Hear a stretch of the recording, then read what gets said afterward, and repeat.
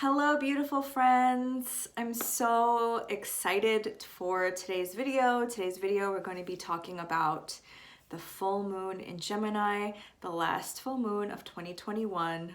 OMG. And we have about less than 2 weeks left of 2021. So I wanted to make this video extra special.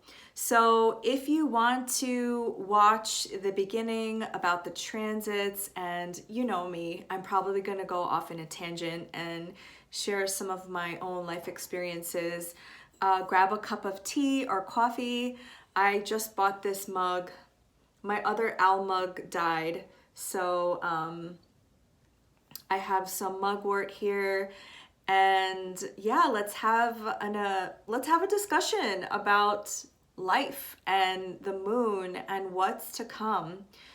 So first of all, I just want to say thank you so much for getting me to 410.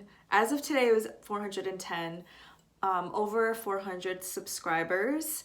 It's super exciting. And my last video on the solar eclipse in Sagittarius got about 168 views. So clearly what I'm doing is resonating with some of you, so thank you so much. I intended to grow my presence here on YouTube.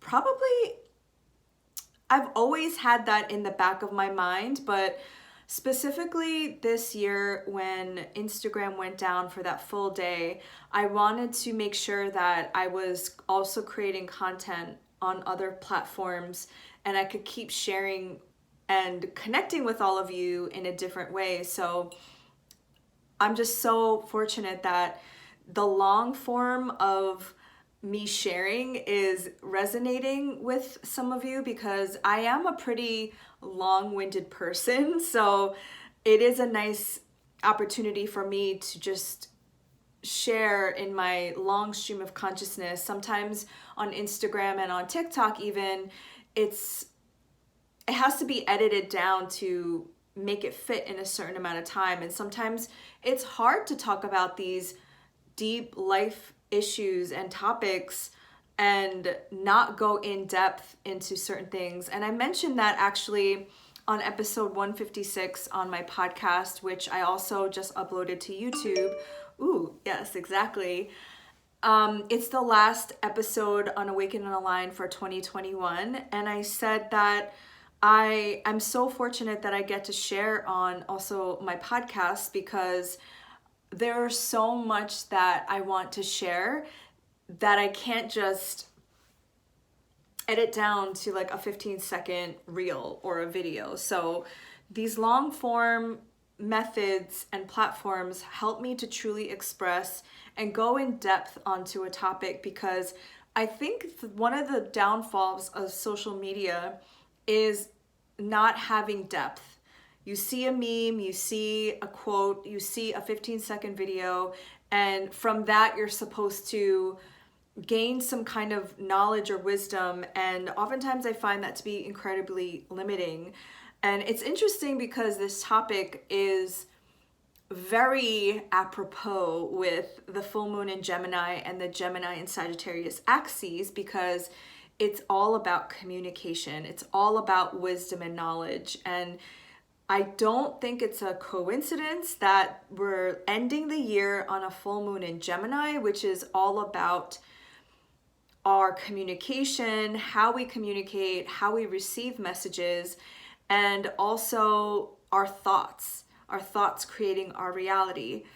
So I wanted to say that first. Thank you for getting me to 400 subscribers. And as you probably know, or maybe some of you don't know, I can't assume, that I'm pretty active on Instagram and TikTok, and also obviously I host 2 podcasts. So if you don't know my story, I have a Hello, I'm Laura Chung intro video on YouTube. And I also recently, which I forgot to mention in my podcast episode of all the things that I was letting go of in 2021, was one of the major things that I forgot to mention was my blog. I had a blog, Kumi Dreams, for 10 years, and it was really my blog. It started off as a food blog, and then it became a travel blog, and then it kind of morphed into a spirituality self-growth blog. And I felt Kumi is my Korean name, and I felt that I was evolving past all of that now. And it's gone through so many iterations. Also, my Instagram username has kind of evolved with the times as well. It's gone from Miss Buttercup during my food blogging days to Kumi Dreams, which was my travel blogging days. And then I changed it to I Am Laura Chung, which is basically me. And in true, I guess, Sagittarian form, being a mutable sign, and me just like refusing to pick a niche, I just wanted to share with all of you all of the things that I'm personally invested in and interested in on all of my platforms, because I find that identifying yourself with one, like, I am this, is very limiting, especially in the paradigm that we're moving towards. I feel we all can be so many different things to ourselves and to different people.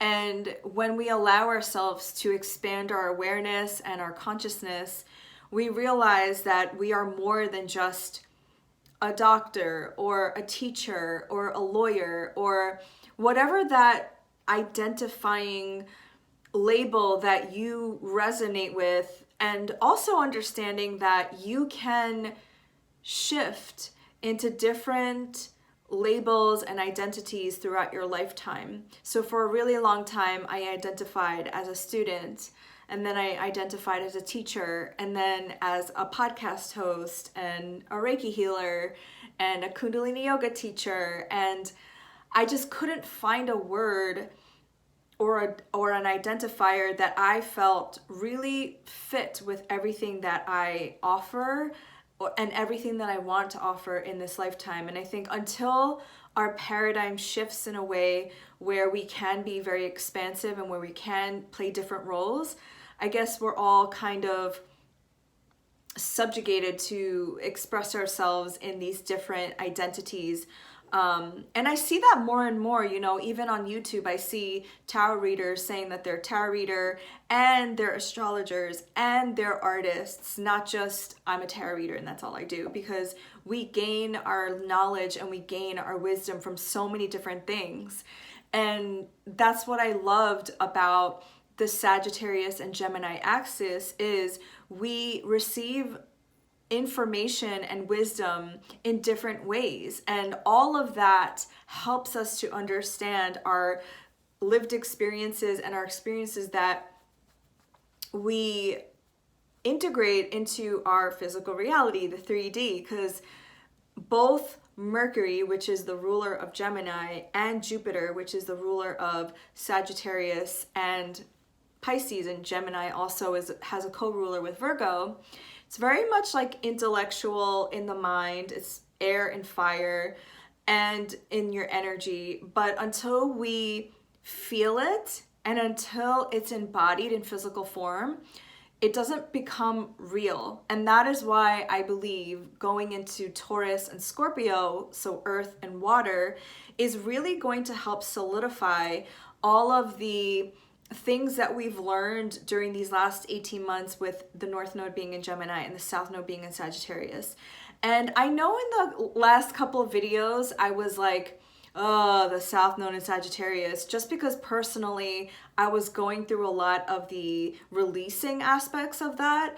But I do have to say that it's not all bad. And I have to say that it's necessary. It's necessary to shed those layers. It's necessary to release what no longer serves me. And I was just telling my sister this morning that sometimes we're afraid to release things because we are afraid of the empty space of the unknown. And sometimes people will stay in the thing, the job, the relationship, even though they know it's not right for them, even though it's making them miserable, because knowing is better than not knowing. And I would urge all of you, as we enter the next 2 weeks in December, which is the last 2 weeks of 2021, even though I honestly don't believe spirit and the universe works on our timeline like that. Like, I feel like this is going to continue into 2022, but I just want to invite you here now to really look at in your life at this moment, the version of you that you want to become, the future version of you, and the things that are currently in your life at this moment that don't support that future vision.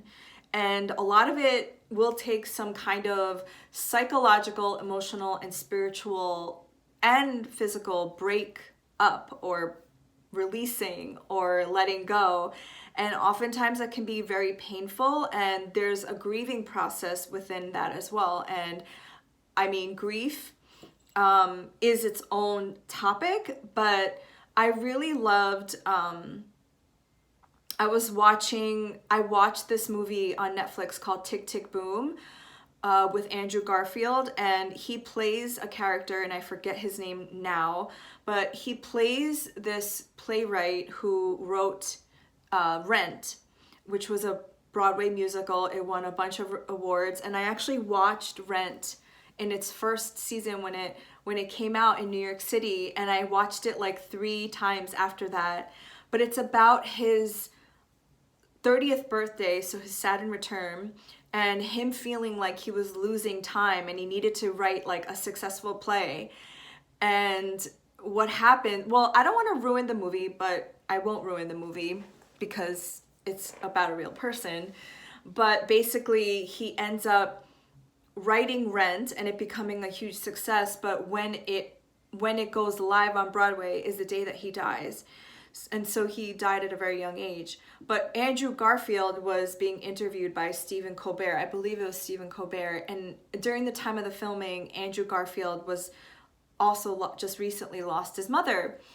And he was saying that grief is unexpressed love. And I might be butchering that, but he was basically saying that he never wanted that grief to go away because it reminds him of how much he loved his mom, and he always wants to hold that love within him. And it's true, because when you feel grief and you feel that emptiness, it just shows the polarity of how much you loved and the capacity to love. So I think grief is one of those like 3 of swords, like breaking your soul open, breaking your heart open, being like, oh my God, this is so terrible. But if you can look at that feeling and feel it to its depth, there's information behind that. There's something behind that grief that's trying to tell you something. And oftentimes it's trying to tell you how much deeply you loved. So this full moon in Gemini is happening at 27 degrees at, let's see here,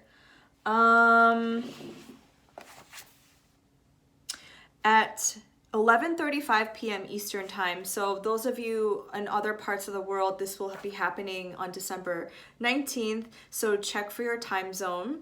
And I find it interesting too that it's at 27 degrees because the full moon last month, which was in Taurus, which was a lunar eclipse, was also 27 degrees. And what I said in that video was the numerology behind 27. 2 is the number of duality, and 7 is the number of spiritual wisdom.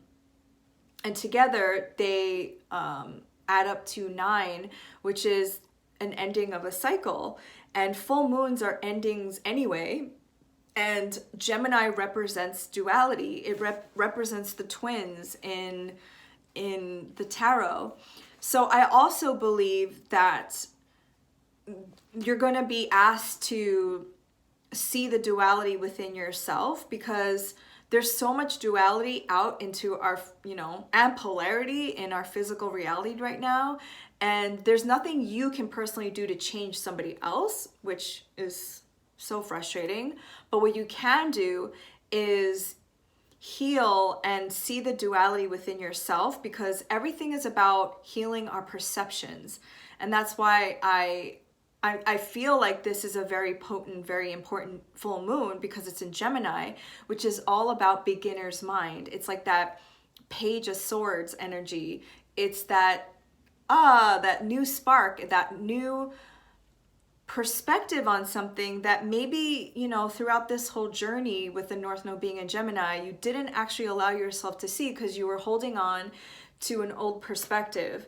But the full moon is an ending of a journey. And for some reason, I feel for a lot of us, this is a huge ending of this chapter, right? Because not only are we ending 2021, but on December 19th, Venus is going retrograde on that same day. And then the sun is sextiling Jupiter. And during this full moon, the moon will be trining Jupiter. And so some kind of benefic force, some kind of blessing is coming out in the form, I believe, of communication. Jupiter is in Aquarius, and obviously with the moon being ruled by, the moon's depositor is Mercury, and Mercury is in Sagittarius at this time, is it not? Let's see, let's see. Oh, it might have already moved into Capricorn, but yeah. But okay, so it was in Sagittarius and then it moved into Capricorn. So there's something in terms of something that may have been brewing underneath the surface, right? Because we went through all of the Scorpio energies, all of the planets going through Scorpio at the same time. So something was being dug up, right? And then moving into Sagittarius, getting the vision, getting the fire going, moving into Capricorn, being solidified. And the sun is still in Sagittarius. It's at 27 degrees of Sagittarius, so it's in its last degrees. So it's almost like when a planet is in its last degrees, it's like there's something that needs to like it's tense, right? It's critical. So something needs to be brought to the surface. And I feel like this full moon is going to be, you know, very healing for some people, because they're going to get the clarity and the messages and the communication that they've been asking for. And also, if you are somebody who has something to communicate with somebody, I would do it on this, around this full moon, because you have that support from Jupiter, which is in itself benefic. And also, after this full moon, we're going to have our last Saturn-Uranus square, and then Pisces will move into Pisces. Jupiter will move into Pisces. So I think in the next, and then we have the solstice. So there's going to be a lot of change in the next 2 weeks. So whatever you want to say, whatever you want to communicate, expressing yourself, and also being in the receiving end of that, is the time to make a decision about that, with which you either find out or you hold some information for somebody else. Because also the Lovers, which is the Gemini card in the tarot, is all about making decisions. Whew. Wow, let me get a sip of tea. And as I was saying that, my throat was kind of hurting, so I feel I'm already channeling. Some of you have like a lot you want to say, but maybe you have a blocked throat chakra and you need to get it out. And I think that next year, when the nodes of the moon move to Taurus and Scorpio, Taurus is in the North Node, is our throat chakra, being able to express what we need, our basic wants, needs, boundaries, and releasing the things that are kind of like in the subconscious that we push down in the shadow. So this is something that also you might be working through in this full moon, is, you know, unblocking your throat chakra. And one of the things that I love to do, which I do this before every video that I have to do, is I play piano and I sing Taylor Swift songs. And I know that might be weird to some of you, but it's incredibly healing for me because I really resonate with a lot of the lyrics that she writes, most of them being about heartbreak. But I'll just like play the piano and I'll sing her songs, and singing for me helps me open up my throat. So whatever you need to do to get that throat open and to communicate with somebody, it's going to be very beneficial for you, again, because there are all these harmonious aspects to Jupiter. And also, Venus is stationing retrograde, and throughout my podcast and also on this platform, I've spoken a lot about Venus retrograde and what that might entail, and I'll continue to share that as we move through the Venus retrograde. But Venus goes retrograde, which I find this number to be so significant, for 40 days. And there's so many biblical, spiritual, religious connotations for the number 40. And 40 breaks down to 4, which is solid foundations. And this is in the sign of Capricorn, which is all about our structures and the container, the masculine container to hold our creativity and our ability to create something. So now I'm going to go into the rising signs. And as you know, if you've watched them throughout all the rising signs, you know I channel different things. And so I'm going to try to do this in a way where I'm just completely channeling. And I haven't filmed them yet, so I guess it's going to be a surprise for all of us how they come out. So happy full moon, everybody. See you at your rising sign. Hello, Aries rising. So I was very guided by Spirit to do it this way. Spirit wants you to make note of all the signs and synchronicities, the numbers, the images, anything that I say, because that is how we know we are in alignment with signs and synchronicities. And I feel that, I don't know, this is just kind of an experiment. Spirit was like, you have all these decks, why not just use a bunch of them? And this is how I personally channel for myself. So I already pre-shuffled all the cards to make this go faster, so you're not watching me shuffle. But hopefully they all fit on the table. So this is from the Morning Calm Oracle deck. I interviewed Seo Keller on my podcast.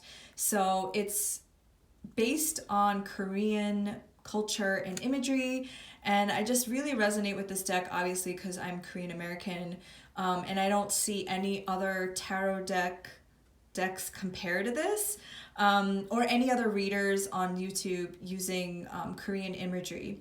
So this is the main energy for this full moon in Gemini. Why don't I just lay all the cards out and then I'm gonna start to channel.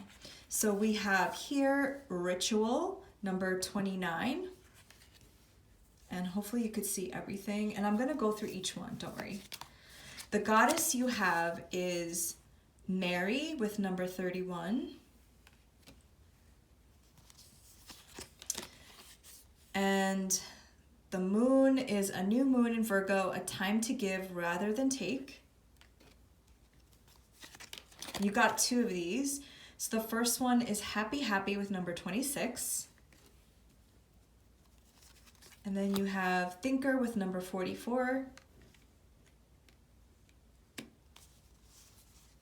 Oh, I don't know if you could see the word thinker here, but then we have Miracle Healer. Healing energy flows through you.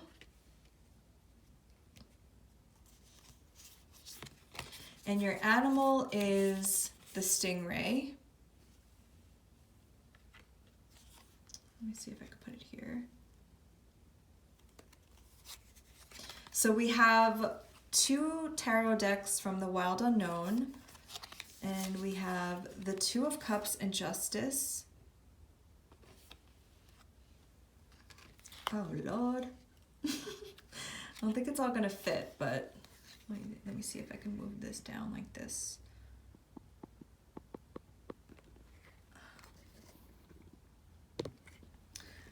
I'm still working out this camera and table setup, so if you can't see all of them, I will bring them up closer so you can see them. And then from the Rider-Waite Tarot, we have the 8 of Pentacles and the Knight of Cups. So I just wanted to call out the signs that I see right away. I see 44, which is a master number, and then 4 here with 3 plus 1. I see, so in this deck, the Justice card is number 8. But I know in the traditional tarot decks, it's number 11, I believe. And there's a number 8 here with 2 plus 6.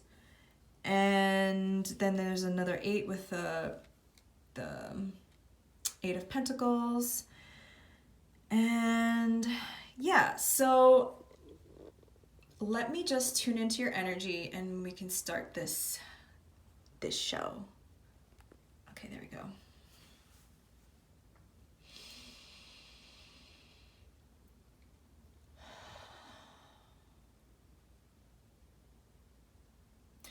So what I'm feeling right away is that a lot of the things that you might have wanted to happen in 2020 to 2021 didn't necessarily launch or take off in the way that you wanted. Now, I'm saying this because obviously this will resonate with everybody, even beyond an Aries rising, but an Aries energy, anybody who has prominent Aries placements, like I have an Aries sun, is somebody who is an action taker, somebody who gets after it, somebody who is not afraid to step up. Aries is a cardinal fire sign, so this really does, make you feel like an Aries when you can take action on something, launch something, and it be taken, to the next step. And I think with a lot of the things that were happening in the world, you couldn't necessarily do that because the world and your environment was teaching you this idea of patience and for taking time, for taking things slowly, for being intentional with what you create. Because we are always creating, we are always manifesting. And for you, this Gemini full moon is happening in your 3rd house, which is really the house of the mind. It is the house of communication, and it is the house of using your skills that you've acquired throughout your maybe like schooling or certain skills that you've learned. And Gemini rules the hands, and I can't help but notice her hands on these decks. And then the 8 of Pentacles talks about mastery over something. So over the last, I would say 2 years, you've been asked to be a little bit more intentional with this thinking card here and take very deliberate steps in mastering something. Because one of the things about Aries, I think that we get a bad rap for is that we start something, but then we don't finish it, because Aries is the spark. We activate something, but then we don't take it for the long term. And whatever it is that you're trying to manifest, because everyone's trying to manifest something, right, better than what they have currently, it's going to take deliberate action. And I believe that you're going to be able to achieve this and be able to manifest this when you are truly in touch with how you feel about any given thing. And for some of you, this is in the form of a union with the 2 of Cups coming out. This is union, partnership, and I'm getting romantic vibes, especially since the Knight of Cups came out. But this could be a business partnership, a collaboration of some kind. And I also think that's true in your case with the Justice card, which rules Libra. And just seeing that this is a Gemini full moon, which talks about the duality. And we see here there's 2 cats, a black and white cat. And I really believe that this is signifying the duality. And the sword that is in between the cats is signifying clear communication, being able to express yourself in a very clear manner.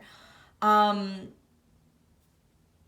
I feel like Aries are not necessarily challenged with this, but I think for Aries specifically, oftentimes one of the stereotypes of an Aries is that you say how you feel in the moment without taking the other person into consideration, because we often say how we feel. It is like that very raw primal energy, that Martian energy, because Aries is ruled by Mars. And I just get that feeling too with the new moon in Virgo, a time to give rather than take. And Jupiter is transiting your 11th house right now of Aquarius and going into Pisces in your 12th house. So I think even in the last year with the Saturn and Jupiter conjunction in your 11th house, you've really had to think of yourself as just more than an individual, right? Because Aries is I am. It really talks about focusing all your energy on yourself. But I think in the last year, with this conjunction happening in such a community-based humanitarian way, you've had to also think about, like, what is my long-term legacy here on earth, and what do I want to create for others?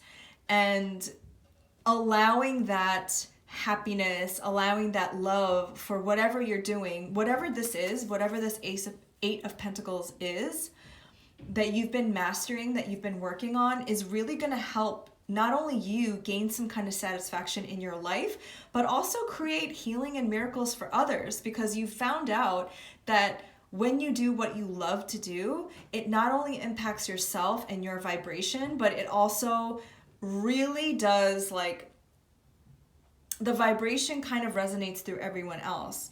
And I find there's another synchronicity here with ritual and Virgo, because Virgo is the sign of ritual. It rules the 6th house.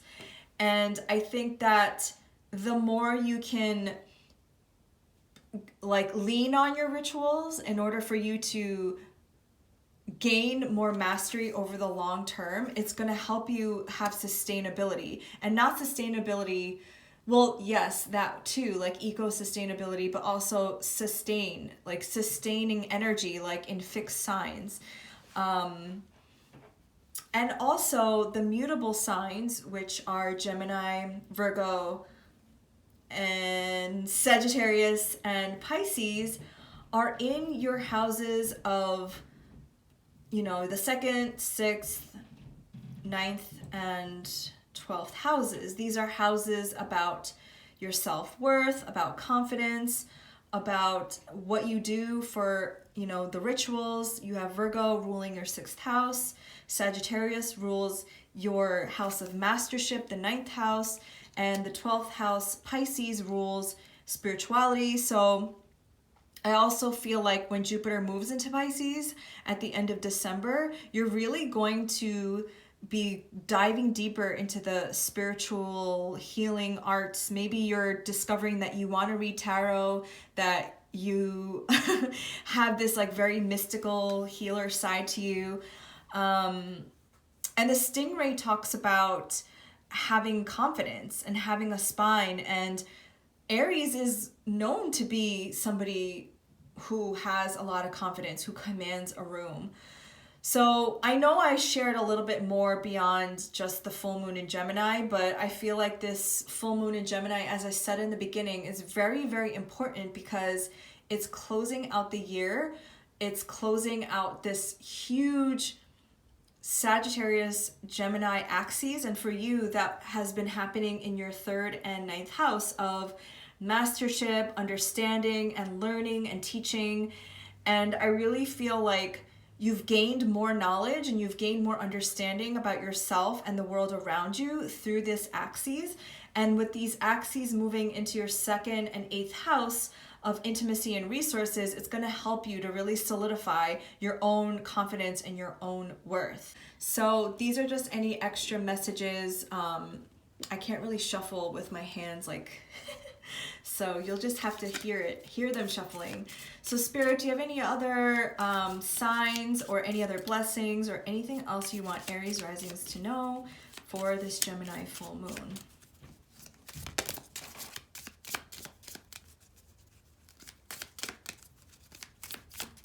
Oh, see, I knew it. Love and boat. money or property through an inheritance, winning, or windfall. That's exciting. So you can look out for boats. A lot of you have love on the mind, and I find it interesting too that, I have to stop using that word, Libra is your opposite sign. So a lot of you might be calling in a Libra or a Virgo with the Virgo new moon, or a water sign with the Knight of Cups here. But other signs to look for is an owl, cats, stingray. I know that might be a little random, or even Mary. I think Mary's is Jesus's mother, a star or an egg. So yeah, love on the brain. Okay, I think that's it for now. Talk to you soon. Bye. Hi, Taurus rising. So as you can see, the setup is a little different. Spirit told me to lay out all the cards that I had, and I have amazing decks that I never share. And this is how I channel messages from myself every morning. And yeah, it just kind of turns on and I just start talking, and hopefully some of these messages will resonate with you. So I'll just show you the cards, lay them all out, and then I'll tune into your energy and just start talking. So, okay, the first thing that I wanted to say though, that when I was shuffling, I heard, be careful what you consume. And that's on a like what you put in your mouth, because Taurus rules the mouth, but also be mindful of what you consume with the energy that you surround yourself with, the social media, the news, the media that you watch, because Mercury rules the mind, and this is a full moon in Gemini, so our minds and our antenna and our energy is being activated, because whatever we hear, whatever we consume becomes our reality. And if it's not a reality that you currently want to live in, you have to be mindful of what you feed yourself. You have to be mindful of what you consume. So that was like the first message that came through for you, even though this message could literally be resonant for everybody. But I also have to say this because the North Node is moving into your first house, which is all about your body and about yourself. So in the next 18 months, you also want to be mindful of what you feed yourself on just a global basis. So your main energy is ancestors, number 19. So I want you to pay attention to the numbers, which I'll be calling out, any synchronicities, the images, any other signs and synchronicities, because signs and synchronicities are how we know we are in alignment with the future, or the future kind of person we want to be, or the things that we want to call in. Okay, so then we have the unicorn. Amazing. So interesting that this is the energy that I was feeling when I was tapping into your field. Then we have your hard work is paying off, new moon in Capricorn. Love it. I think we already had, no, we haven't had our new moon in Capricorn yet. Passion and pleasure, savor your life. And this is such a Taurus card. I love it. Okay. Then we have round and round, number 25. And your goddess is Mama Kocha, water, 33. Master number, okay? And your tarot cards are the 8 of Pentacles. And I love the 8 of Pentacles in this deck because, well, I'll get into the spider energy. The 9 of Cups, love it. And then we have the 10 of Wands. I'm gonna put that up here. And then we have the 9 of Wands. Okay. I hope you can see all that. Let's see. Okay.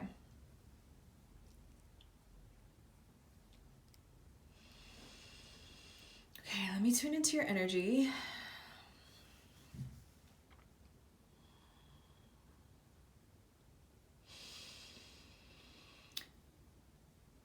Well, first of all, I feel that you are the unicorn.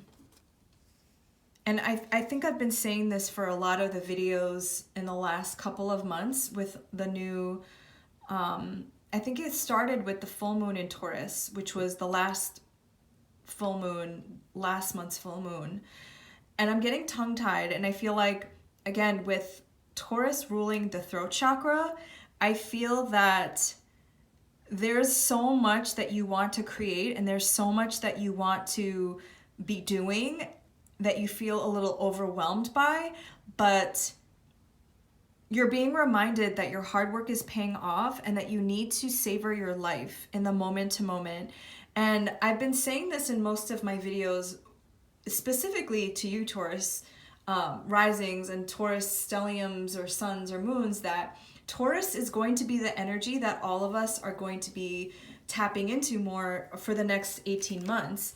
And hopefully the higher expressions of Taurus energy and not the shadow aspects of Taurus energy, which is indicated by this passion and pleasure card.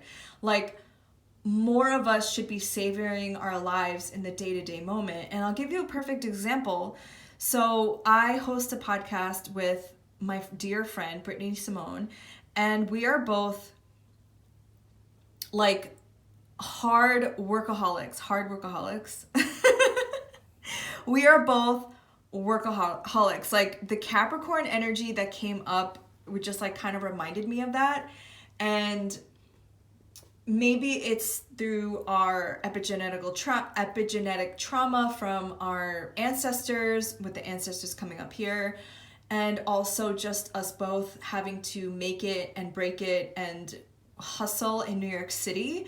We both like always bond over the fact that we feel guilty when we need to rest, when we need to take a conscious rest to gather all of our resources back. And yesterday she told me that she felt guilty for going into the city with her partner because she had so much work to be done. And I said, when are we ever going to start living our lives and just prioritizing our work and life?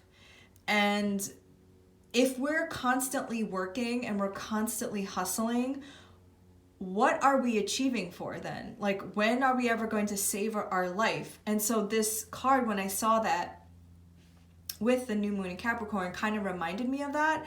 And you have 3 cards here which talk about like putting the I don't know how else to say it, but like grinding, like making something happen, and you won't give up. So the 8 of Pentacles talks about mastery, putting in the hard work, and spiders to me are such a significant symbol of abundance, because in some cultures around the world, they see spiders as a significator of prosperity. So that's why you never kill spiders. And ever since I learned that, I never kill spiders, because spiders weave their own web. Spiders make their own home, and their home also is a trap for insects and other things to come so that they can eat off of. So spiders really create a space where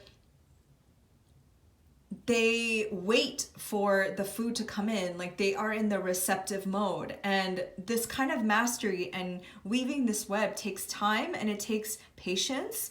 And you have the 9 of Wands here, which is a Sagittarius card. And this is when the person is like, okay, I'm almost at the finish line. I'm almost at my goal, and I'm going to put up all my wands up here, and I'm just going to wait and be patient, and I'm just going to like ride it through. And then we get to the 10 of Wands, which is like, I'm so burdened by this. I just want to drop all of my wands. And I just also want to make you aware that you have an 8 and 2 9s and a 10. So it is like a progression of numbers. You have an 8, 9, 10. And 8 is the number of power and abundance and prosperity. And you have this 9 of Cups here, which talks about a wish fulfillment. Something that you've wished for is coming into fruition. And spirit is reminding you that your hard work is paying off, the new moon in Capricorn. So don't give up. You can take rests, and actually that is the only long-term way to do things, is to not give up and keep persevering, but also having the discernment to know when to leave something behind when it's not really working out. But then also reminding yourself to take breaks, because if you keep hustling and if you keep going without enjoying life and savoring your life, then you're gonna get burnt out. And I also see Mama Kocha, and I know she's this specific deity is Quechua, I believe. I don't have the book around me, so correct me if I'm wrong, but water is such a powerful element of purification, of detoxification, and of healing. And 33 is a master number, and 3 is the number of creativity. So whatever you have planted your seeds and set intentions for, and you've literally been working at it, you know, weaving, crafting, creating your own prosperity and abundance, it is definitely going to come back to you like tenfold if you just take time to savor your life. Because the full moon, and I'm going to get to the astrology part, the full moon is happening in your second house of your resources, your money, your sense of safety and security, and your worth. And you just have to remind yourself that you are a unicorn. You are special in your own way. And I love unicorns because they have this horn that comes out of their third eye. So the more you can see how special you are, and you're gonna go on this 18-month journey where the North Node being in your first house of yourself, you're going to be challenged with a lot of limiting beliefs you have around yourself and of why you think that way. Because your kind of energy is what we're all moving towards anyway. So if there was a piece of advice I could give for you for this full moon in Gemini, is to audit your thoughts and to release any thoughts that block you from showing up as this beautiful unicorn that you are. Because the round and round card, which this number boils down to a 7, which is about wisdom. So interestingly enough, you have a 7, well, you have a 6, right? 6, 7, 8, 9, 10. And you have 19 here, which also breaks down to a 10. You know, you have the inner wisdom. You have everything that you need to make your dreams come true. It's just a matter of reminding yourself of the pleasure and passion that you have and why you started it in the first place.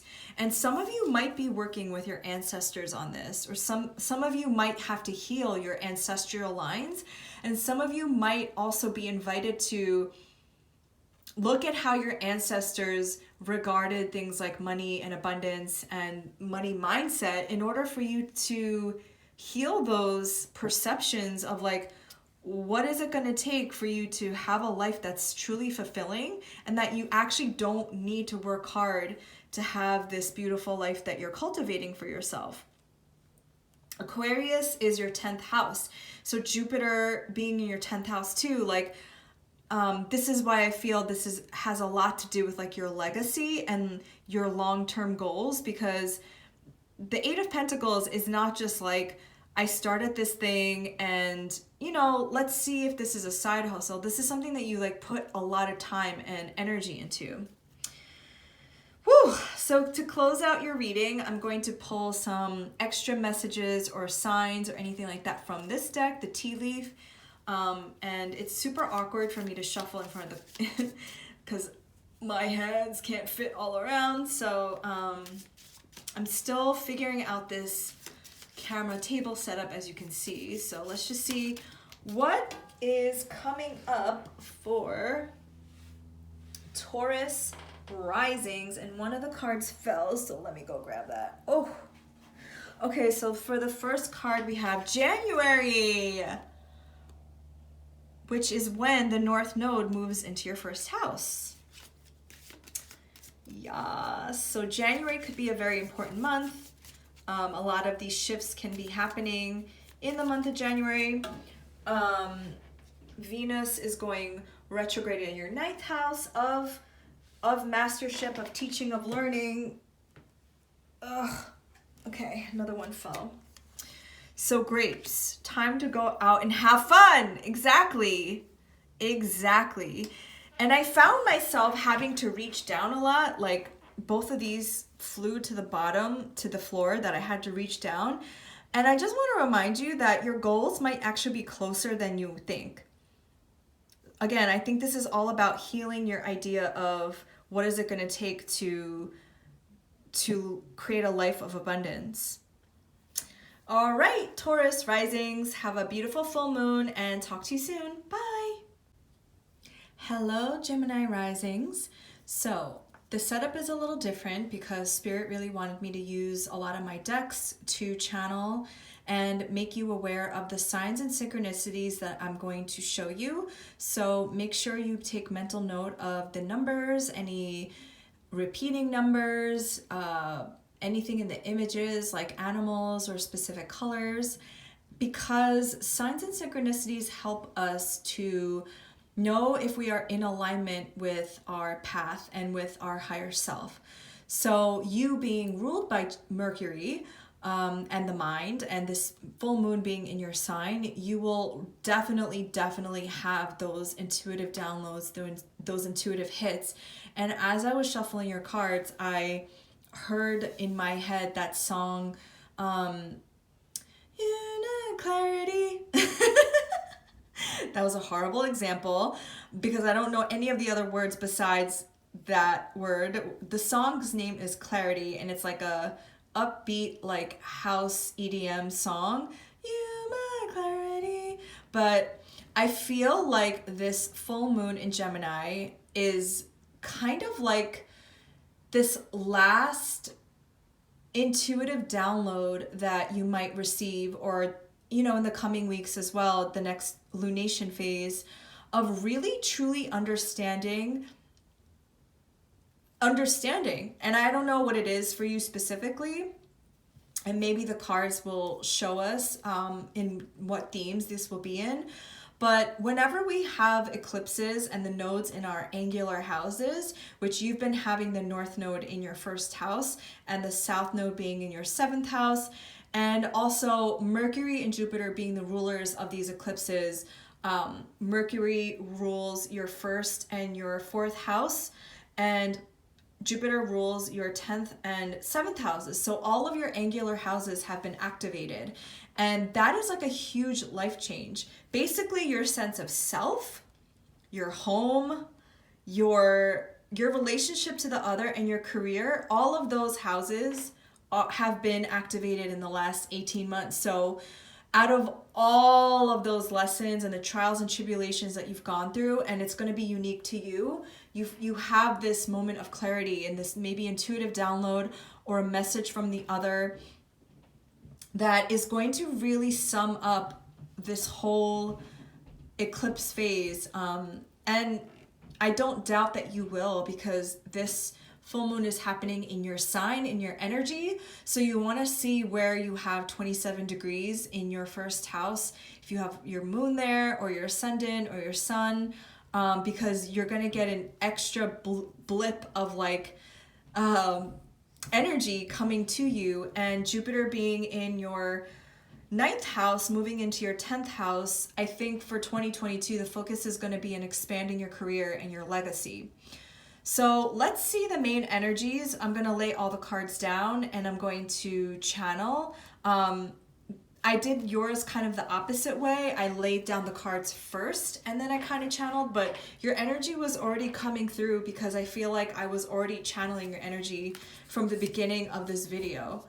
So we have ancestors with number 19, and the last group got this card too. And I think healing our ancestral lines and what we've taken on epigenetically from our ancestors is just going to be a very big theme for everybody.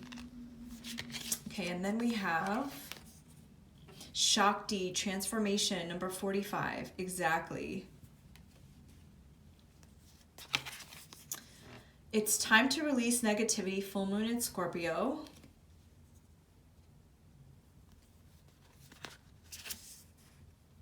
Communication is key, new moon in Gemini. Okay, there goes your energy again with the Gemini. And navigating by the stars, follow your bliss.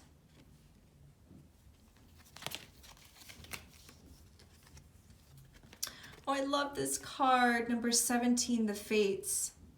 Oh, okay. And your animal is the moth.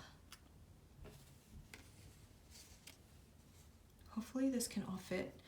And I'm really playing with this camera. I've never done it this way before with this specific camera, so let's see.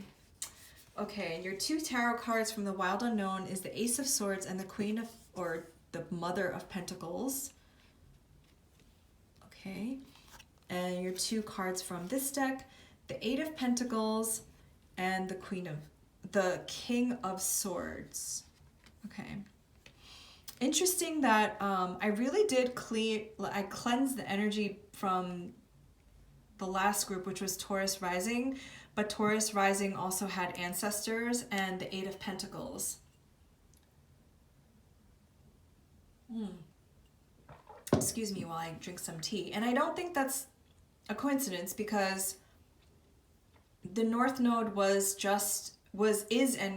continuing to be in Gemini until January, and the North Node is moving into Taurus. So similarly, I think Taurus risings are gonna go through what Gemini risings went through, which is like mastery of some kind with this Eight of Pentacles, and really understanding your roots. Again, Mercury also rules your 4th house in Virgo, which is your family, your roots, your family, home. I said family twice. So I think family topics have possibly also been at the forefront of your mind. And I feel that way with the Mother of Pentacles here. And as I said that, I burped. So yeah, some kind of like communication is necessary with like a mother feminine figure in your life. And as I said in the intro, this is all about having communication in general for everybody. But obviously you are a Gemini rising and you hold this energy. So I feel if you are the person that needs to communicate, this is your time. And you might need to do that with this communication is key, the Ace of Swords, and it's time to release negativity. You might need to finally King of Swords too. You might need to finally say something in order for you to go like transform. Maybe you've been wanting to say something, but you hadn't had the courage, or you haven't had the ability to because maybe you had a blocked throat chakra. But after all the transformation that you've currently gone through in the last 18 months, I feel like this is the final, like, I'm finally going to say this. I'm finally going to release this energy and share with the person everything that I feel, my personal feelings. And I love this card. By the way, this is my favorite card out of this deck because the Fates reminds me of the Star card in Tarot, and it's number 17 as well. And 17 breaks down to an 8, which is all about power and empowerment. And I feel that when you do that, when you do speak your truth, and when you do share, and when you do communicate, and may I add, in a non-attached, non-emotional way, and not that you have to be cold or not that you have to be insensitive, but the King of Swords communicates with the logical mind, with like, these are the facts. And you have the King of Swords, the Ace of Swords, and communication is key. And I think this is really going to help you heal a lot of things from your past. It's going to allow you to move into the next step and then into the next phase of your life. And I think it's going to make you feel really grounded too with the Mother of Pentacles. The moth is a symbol of transformation as well. And moths always, I mean, if you observe them in nature, they are always attracted to the light. And I think a lot of Gemini risings have gone through a lot of life changes, a lot of mental changes, mental and mindset changes, because again, Mercury rules the mind. And I think you're finally moving towards the light. You're finally feeling like you're coming out of this darkness and you're like, oh, I see the light again. I finally feel like myself. Because Geminis in general are like so fun to be around. They are like the social butterflies.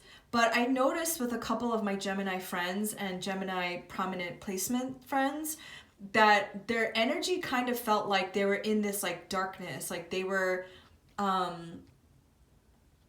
like kind of in the dark. But again, reminding yourself that when it's dark is when you can see the stars.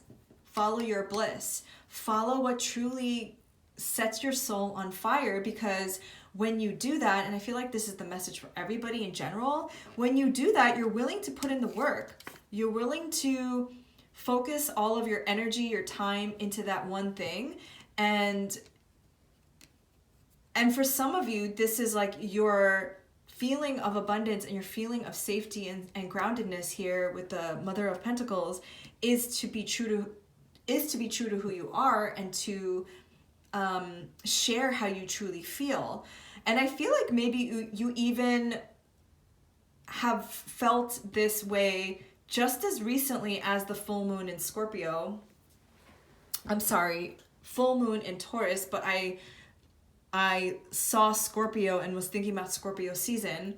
The full moon in Taurus was happening, that eclipse was happening in your 12th house of spirituality and this like quest for understanding.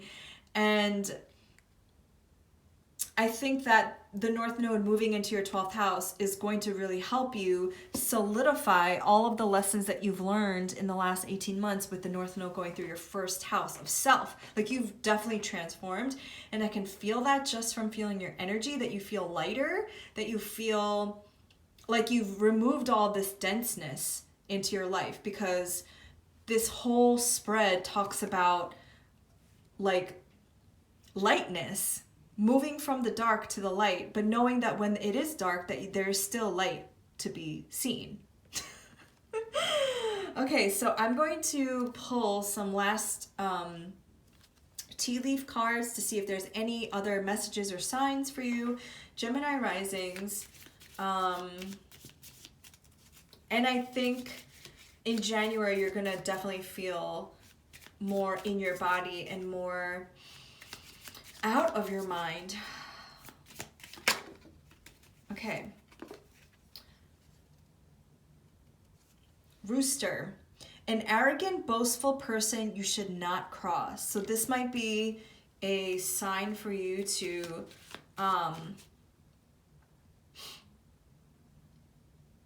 and I don't know if you've ever had an experience with a rooster, but they're fucking mean. They're not normal. I think they are kind of like psychotic in the brain.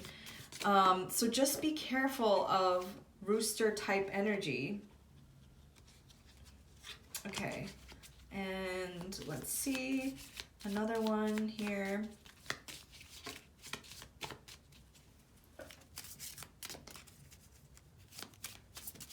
Yeah, I'm getting this like mother figure.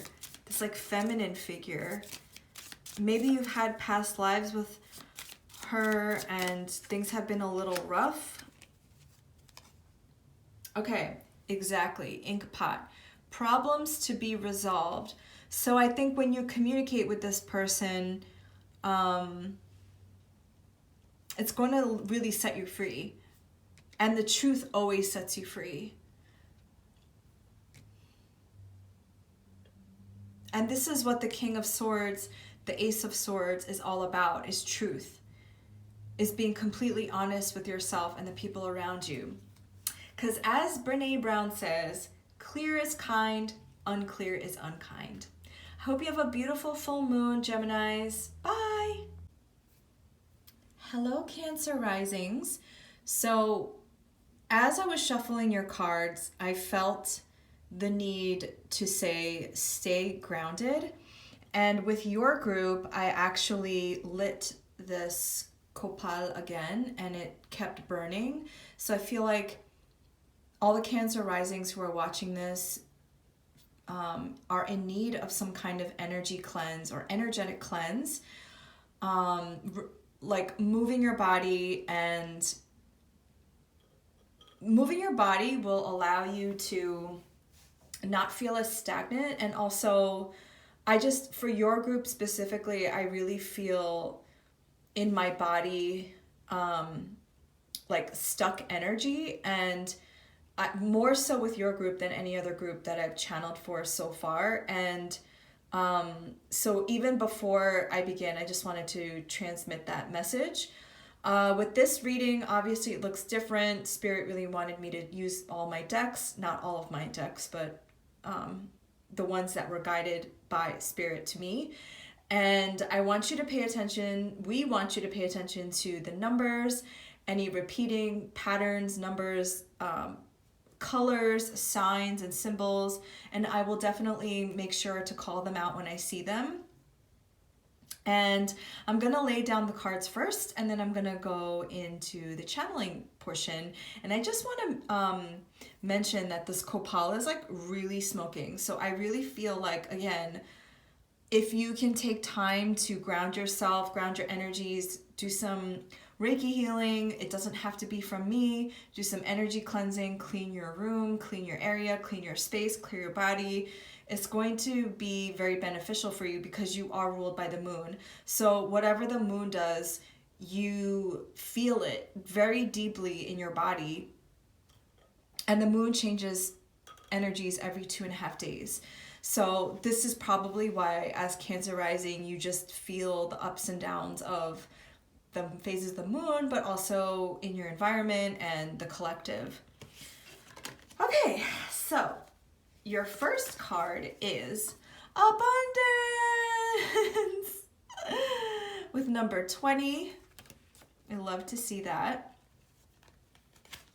Then we have orphaned, number 5, which is kind of the feeling I was channeling.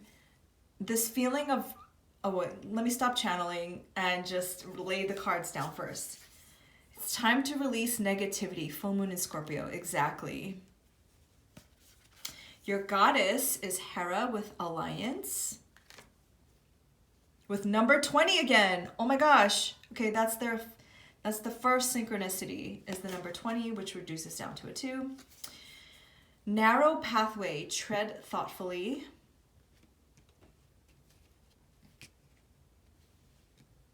Okay.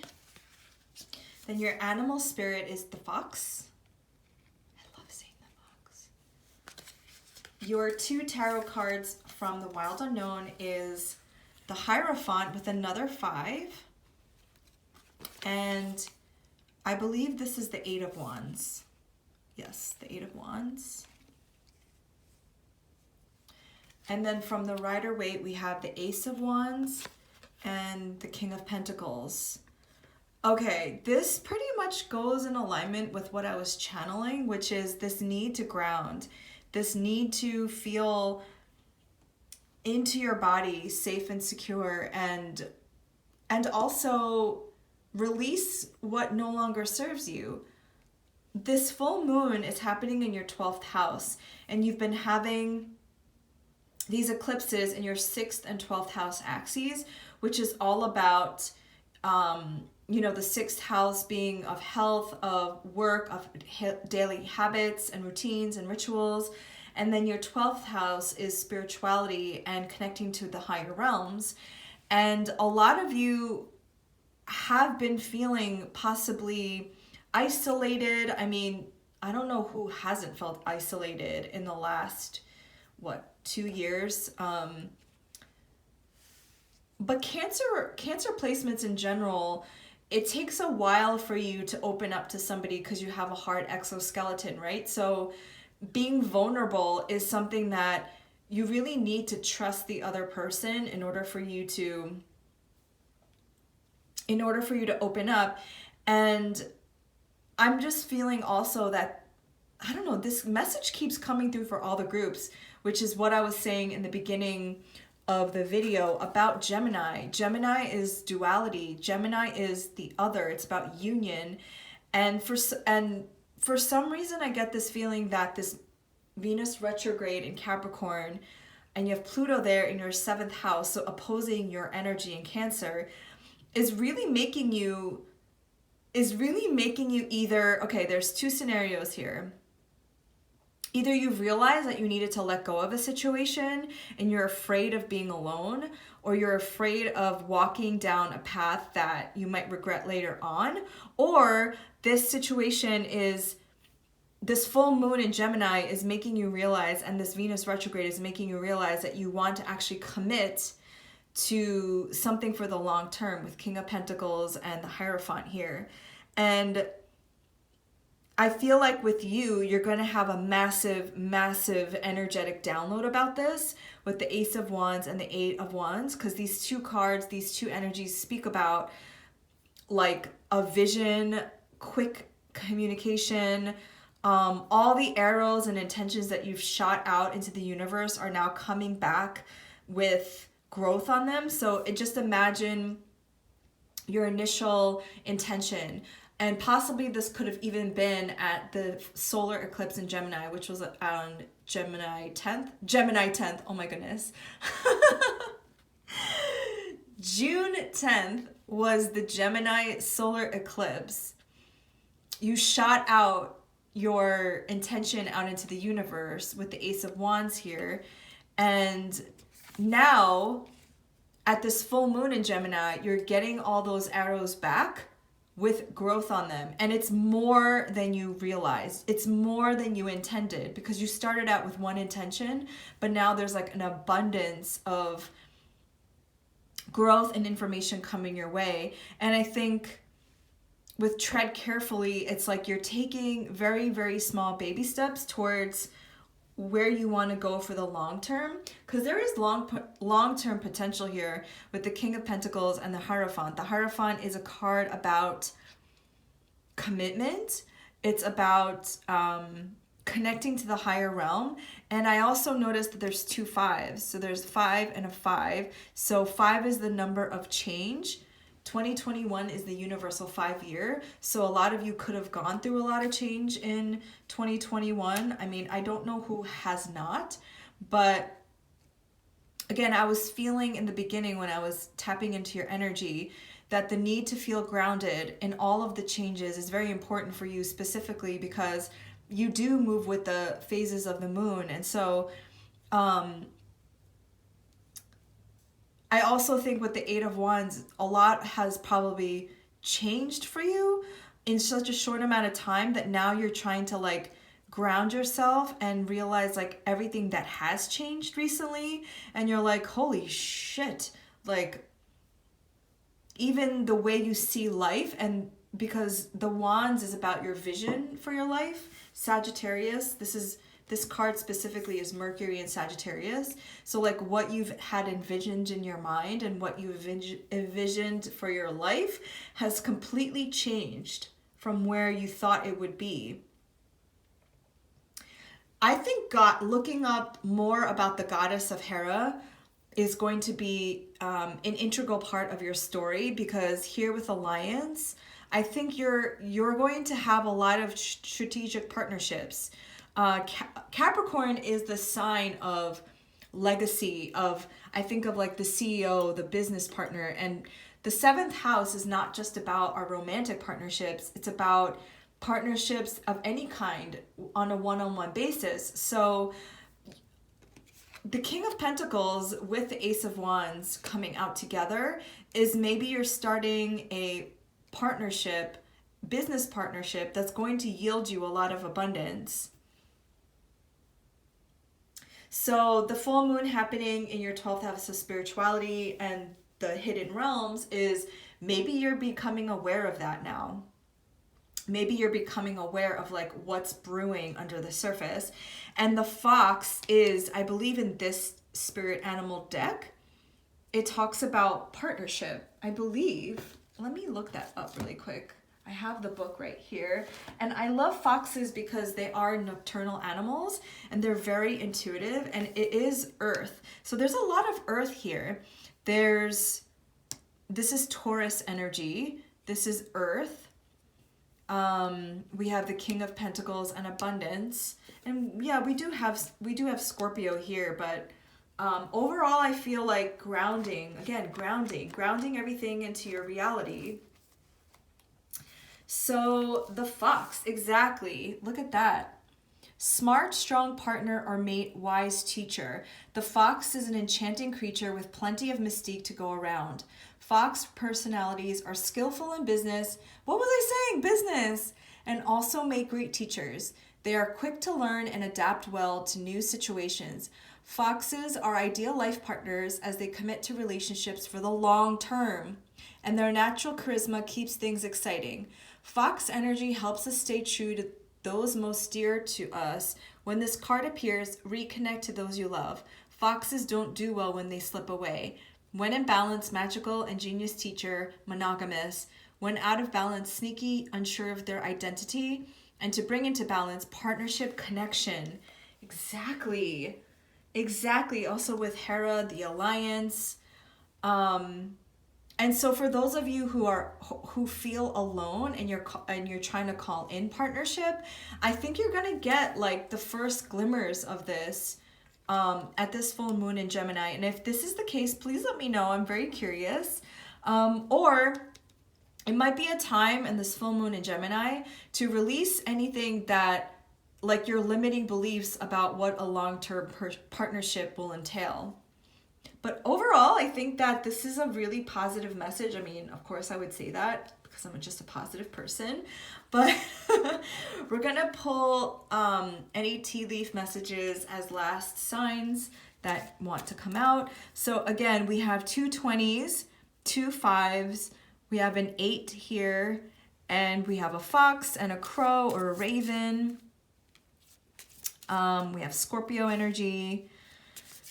Apples might be an important symbol. Yeah, so let me know if any of those resonate. So Cancer rising.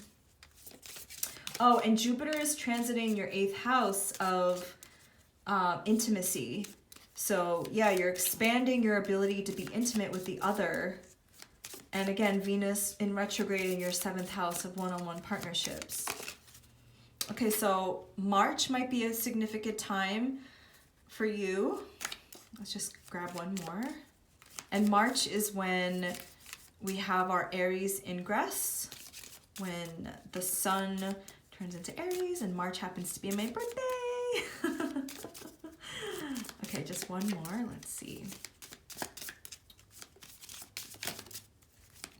And for you, really, how you ground is up to you. I like to ground my energy by taking a walk outside with a lot of trees, because trees make me feel grounded and rooted. But it can be in any form that feels good to you.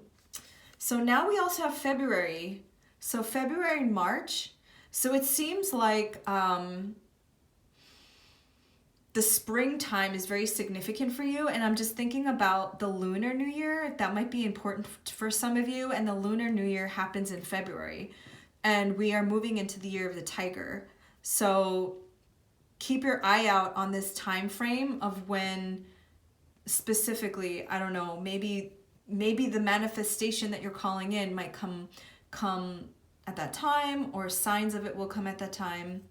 But that is all I have for you, Cancer risings. I hope that resonated, and I wish you a very, very happy full moon. Bye.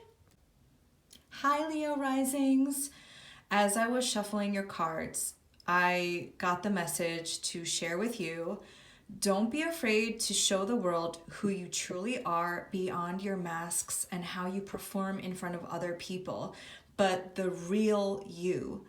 And if you don't know who that is, this is the time, this next 18 months, with the North Node in Taurus and the South Node in Scorpio, when they move into your 4th and 10th house in January of 2022 to 2023, it's really important for you to get in touch with your roots and also how you show up in this world in an authentic way.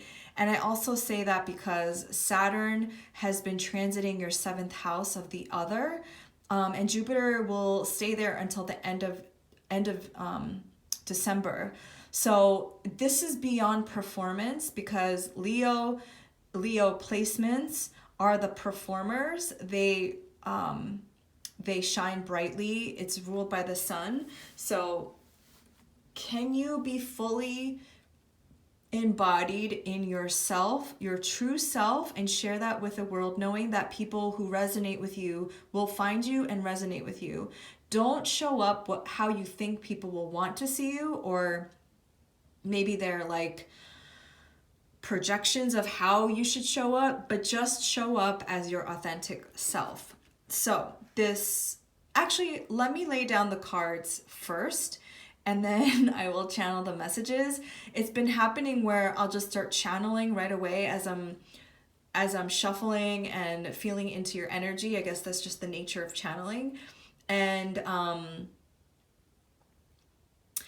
Spirit wanted me to do it this way so that you can pay attention visually to the numbers, any signs and synchronicities, any symbols, goddesses, animals, because signs and synchronicities help us to know that we're in alignment with what we're asking for, what we're calling in. And this is a full moon, so it's all about manifesting something. And as I said in the beginning, it's in a beautiful aspect to harmonious aspect, a trine aspect to Jupiter. So this is really going to bring some blessings and also openings of expansion. So the first card, well, all of the cards will just give me an idea of the basic message. So the first card we have is Psychic Power, and this is from the Morning Calm deck. She's a Korean shaman, and I just love this deck because it's Korean, and I've never seen any other reader or anybody else on YouTube have a Korean centric deck. So there you go. Then we have Saraswati with Mastery, number 44, which is a master number. Then we have Your Commitment is Being Tested, first quarter moon. Oh, and what was I saying about, did I say that yet with commitment? Okay, just wait, Laura, just wait. Valiant Courage, take action with passion. And I feel like this is your card, actually. Very Leo energy. Then we have Round and Round, number 25. Okay. And another group got this. I don't remember which group now. Let me see if I could put this here. Okay. Your animal is the whale. Oh, yes. I love the whale. I love whale medicine. Your two tarot cards is the Seven of Swords. The Magician. I love it. I love it. Okay. And then your two tarot cards from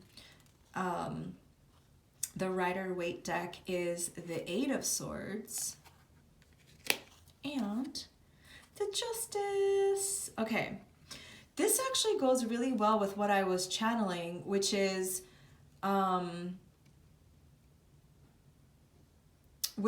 actually, I just got distracted, sorry, because I was looking at Psychic Power and the Magician, and I feel Leos have this amazing ability, because you are ruled by the sun, when you are doing things that are just like natural to you. And I don't know if you would call that psychic power, intuition, or just like a general knowing, but I don't think I've ever met a Leo that wasn't doing what Leo wants to do. And I say that in the best way, because Leos just know who they are and know how they need to show up. And sometimes they are the best performers, right? Because they can feel the room, they can feel the energy, they can feel the space, and they know how to kind of like cater to the people around them. And that's a gift, I believe. That's a huge gift. But at the same time, you want to make sure that your performance and you showing up doesn't mask who you truly are. So we have the Seven of Swords and the Eight of Swords, and the Eight of Swords is limiting beliefs and hiding behind who you think you are, and it's all your own doing. Because as you see, this person has the blindfolds on and like binded up, but really none of the swords are hitting this person. This person thinks they are trapped just by being trapped by his own limiting beliefs. And then the Seven of Swords talks about some kind of like hiding of the truth, hiding, and not only betrayal by another person, but betraying yourself. And foxes are incredibly intuitive animals. They are nocturnal animals. They have gigantic ears because they can hear very subtle noises. And that's why I'm thinking like, you know who you are. You know you have a power. Again, you could call it intuition, psychic abilities, and the Magician here being ruled by Mercury, which is the ruler of this full moon. It's like you need to be able to remember who you are and remember how to tap into what brings you passion. And that is actually where you take inspired action, not what other people want you to do. This full moon is happening in your 11th house, which is about the collective community. And so if you are somebody who leads spaces or you're head of the community, make sure that you're showing up as yourself, not that you have to show up in the way that other people want you to show up. And the way that Leo does this is obviously knowing oneself authentically, keeping in mind the other person and the collective, as indicated by the 7th house in Aquarius, your opposite sign. And this reduces to a 7, and 7 is all about wisdom and knowledge. But wisdom is different than just knowledge, because wisdom is knowledge gained through lived experiences. And you have a 7 here, so you have 2 7s. You have an 8, you have a 1, and an 11, and you have a 44. So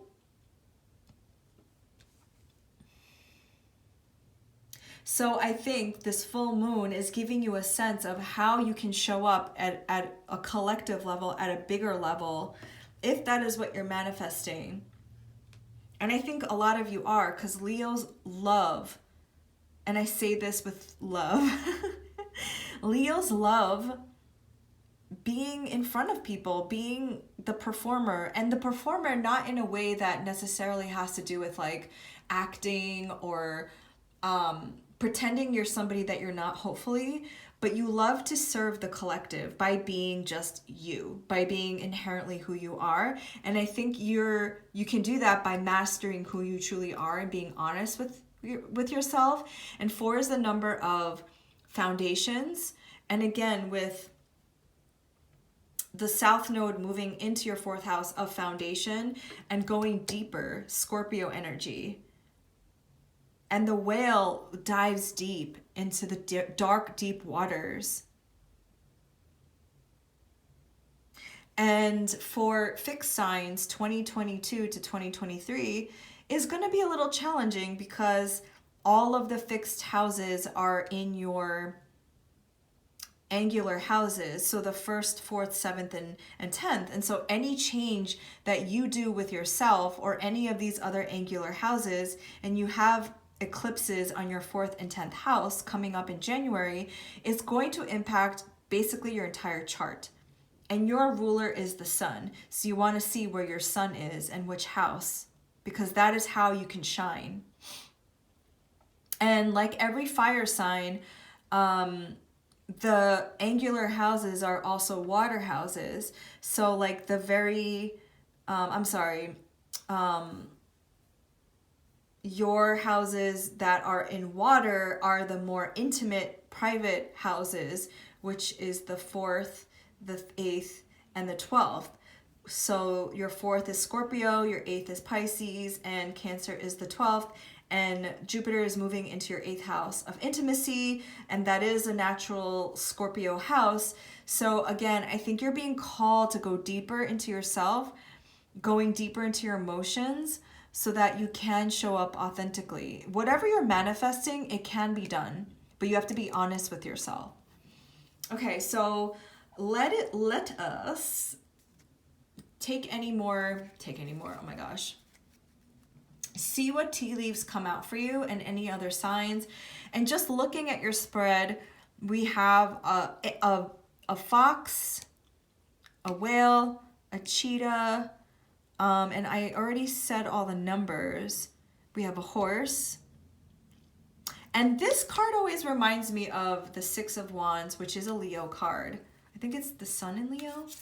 And then we have, obviously, the first quarter moon. So maybe this will be more impactful at the first quarter moon, which happens, we actually just passed the first quarter moon because it happens after a new moon. Okay, what else for Leo risings? Okay, so the first one, oh my God, no fucking way, a fox. So double signs mean something. So you might want to look up what the animal symbol is for a fox. Shrewdness and resourcefulness, especially in business. Okay. And another one for Leo risings. Holy shit, that was yeah, amazing. Ah! Okay. A bunch of them came out, so I'm going to reshuffle. Anything else for Leo risings?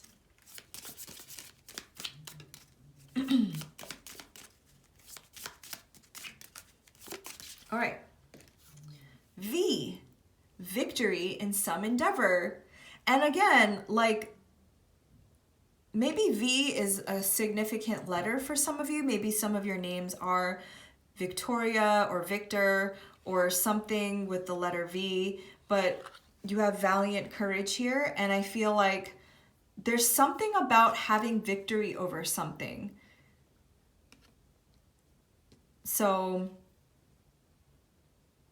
yeah, this is exciting. Whatever this is, I feel like the more you can be truthful to yourself and go deeper into your emotions, you're gonna find the answers.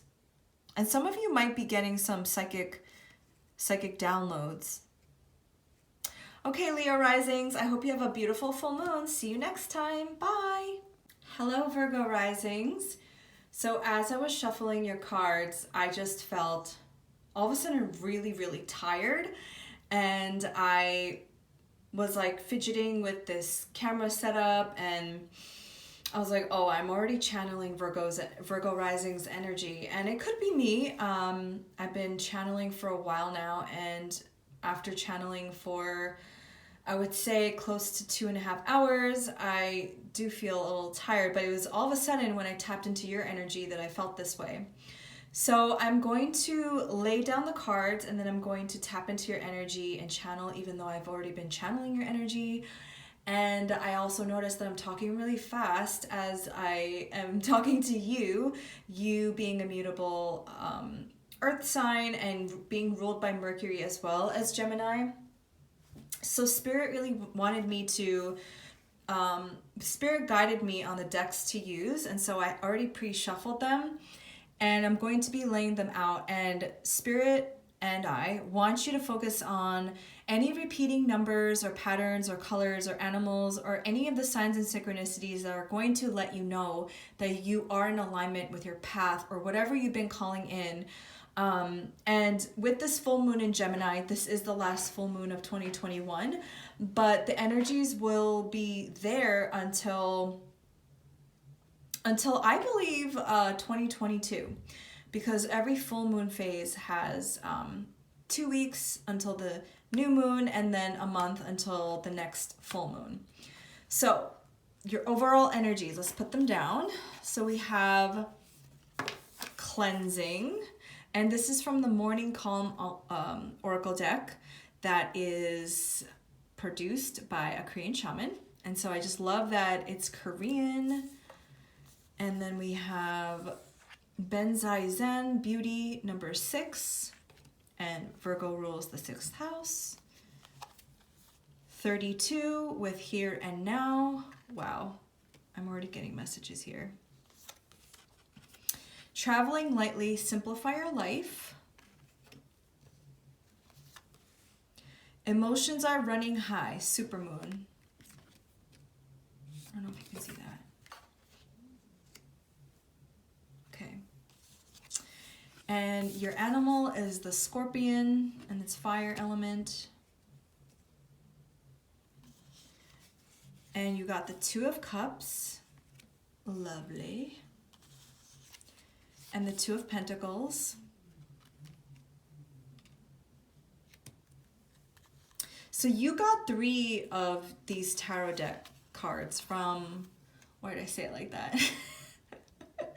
See, I'm already feeling like, I'm already channeling your mind is very cluttered. That's like what I'm channeling, because I feel like I can't get my words out, and also I can't think straight. So we have Judgment. So what I was saying is I've been pulling 2 cards from the Rider-Waite tarot deck, but for you I got 3. So we have the Hermit, which is your energy, Virgo, and the Magician. Okay, so this is significant because these are all major arcana. So this is like a significant full moon cycle for you. So let's see if you can see all of that. And you might not be able to see all of it because I'm still working out this table here. Okay. So I'm just going to say it. You have to do some meditation, cleansing, some kind of like clearing of your mind, because I feel like I can't think straight, and because of that I can't even talk the way I would normally channel. So hold on, let me try to channel into a more clear energy, even though I'm channeling your energy.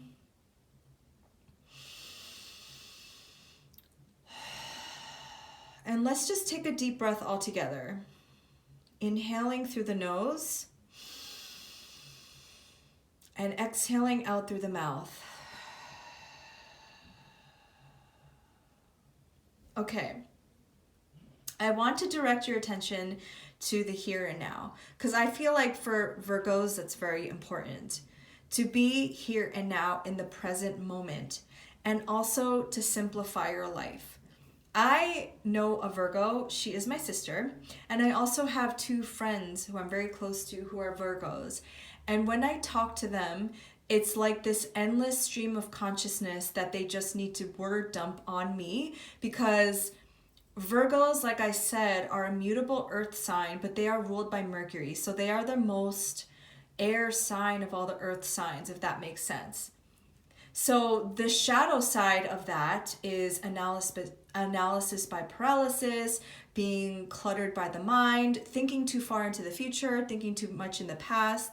And this card has past and future on it. And coming up with scenarios in your mind that actually isn't gonna even pan out sometimes. So really, I feel like your message for this full moon in Gemini is to be in the present moment, to turn your gaze inward with the Hermit card, slow down, go into silence so you can actually hear yourself think.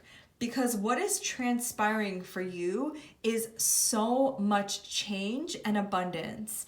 And I say that because all of the mutable signs have kind of been going through the ringer in the last 18 months, because the mutable signs, and I'm speaking of rising signs, have had the eclipses in 2 of their angular houses. So for you, being a Virgo rising, you've had the Sagittarius South Node transiting your 4th house of roots and family. So in some ways, you've had to really create some and this isn't normally the feeling I would get with the Scorpio card, but you've had to fight for yourself and your own boundaries with your family, and your own way of being within your family. the South Node being in your 4th house is like also finding grounding and transforming in some way your family dynamic. And the Gemini rules your 10th house, which is your career, the highest point of your chart. So you want to see where you have 27 degrees of Gemini, and it could be hitting your midheaven, or any other planets, or maybe it's making aspects to your personal planets. But this is a time of like full culmination. Something is being manifested. Something is being like, I have this image of like a birth, like a human birth of something coming out. And I think it is the whatever you've been wishing for with this Magician here. It's like whatever manifestation that you've been working on for the last however long is coming to fruition, because I see 2 2s here, which is all about union. This is Jupiter in Capricorn. And when I see the 2 of Pentacles, I think of change, and a butterfly here is significant of a symbol of change. So you might be seeing butterflies, you might be seeing Scorpios, you might be seeing red roses, maybe you're having like angelic visitations. What else do we see? I mean, we do see an egg here. Some of you might be traveling. And then numbers, we have 6 and 5, 9, 22, 2. So 2s could be a very significant number because you have 2, 2, 2 here. Because there's different,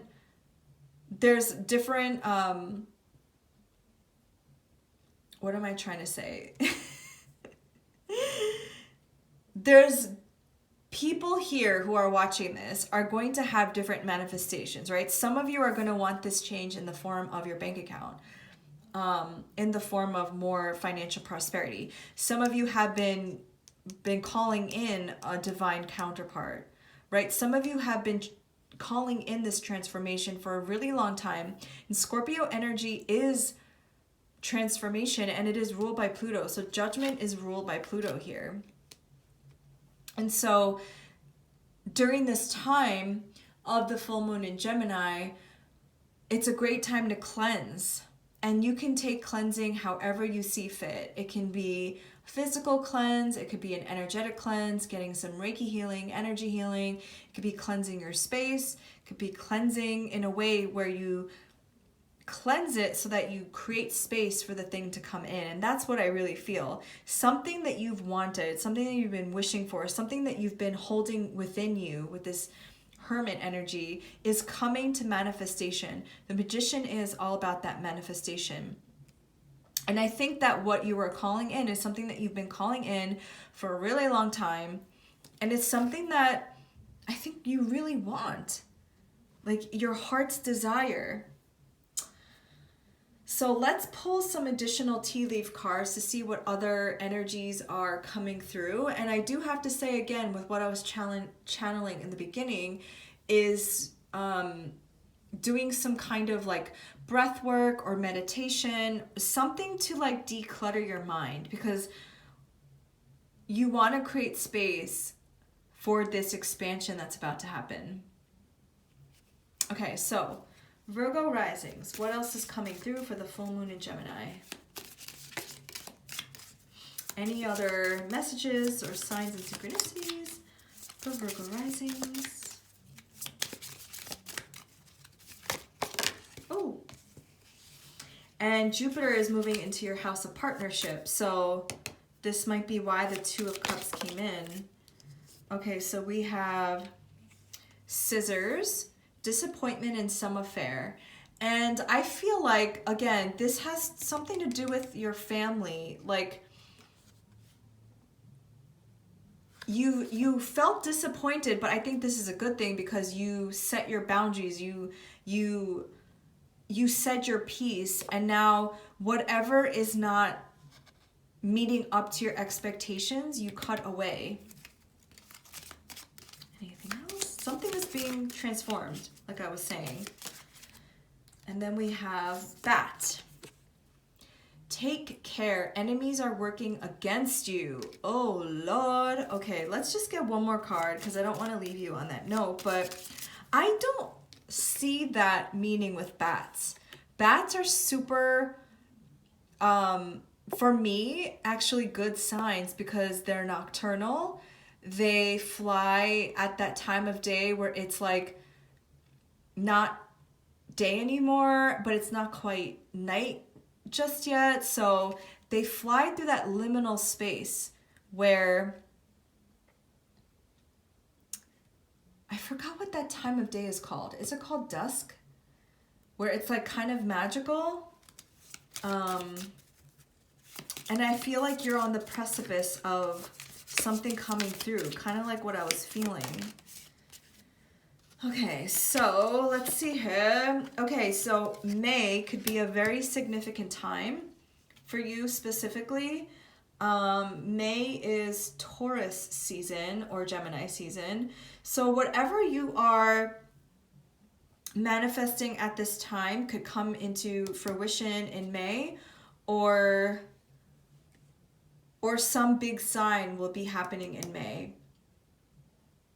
So anyways, Virgo risings, I hope you have a blessed full moon, and I'll see you in the next moon cycle. Bye. Hello, Libra risings. So for your group, I actually took a break from filming last night, and I have a lot more energy now, and yeah, and that's why my hands look different. So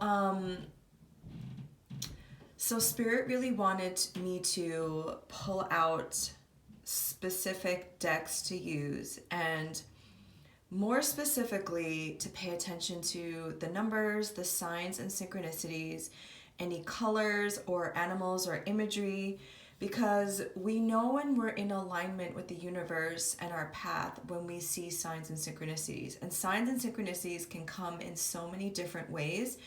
So I will call them out as I see them, and also if I hear anything, because they can come in a song, they can come in words, they could come through people, literal signs.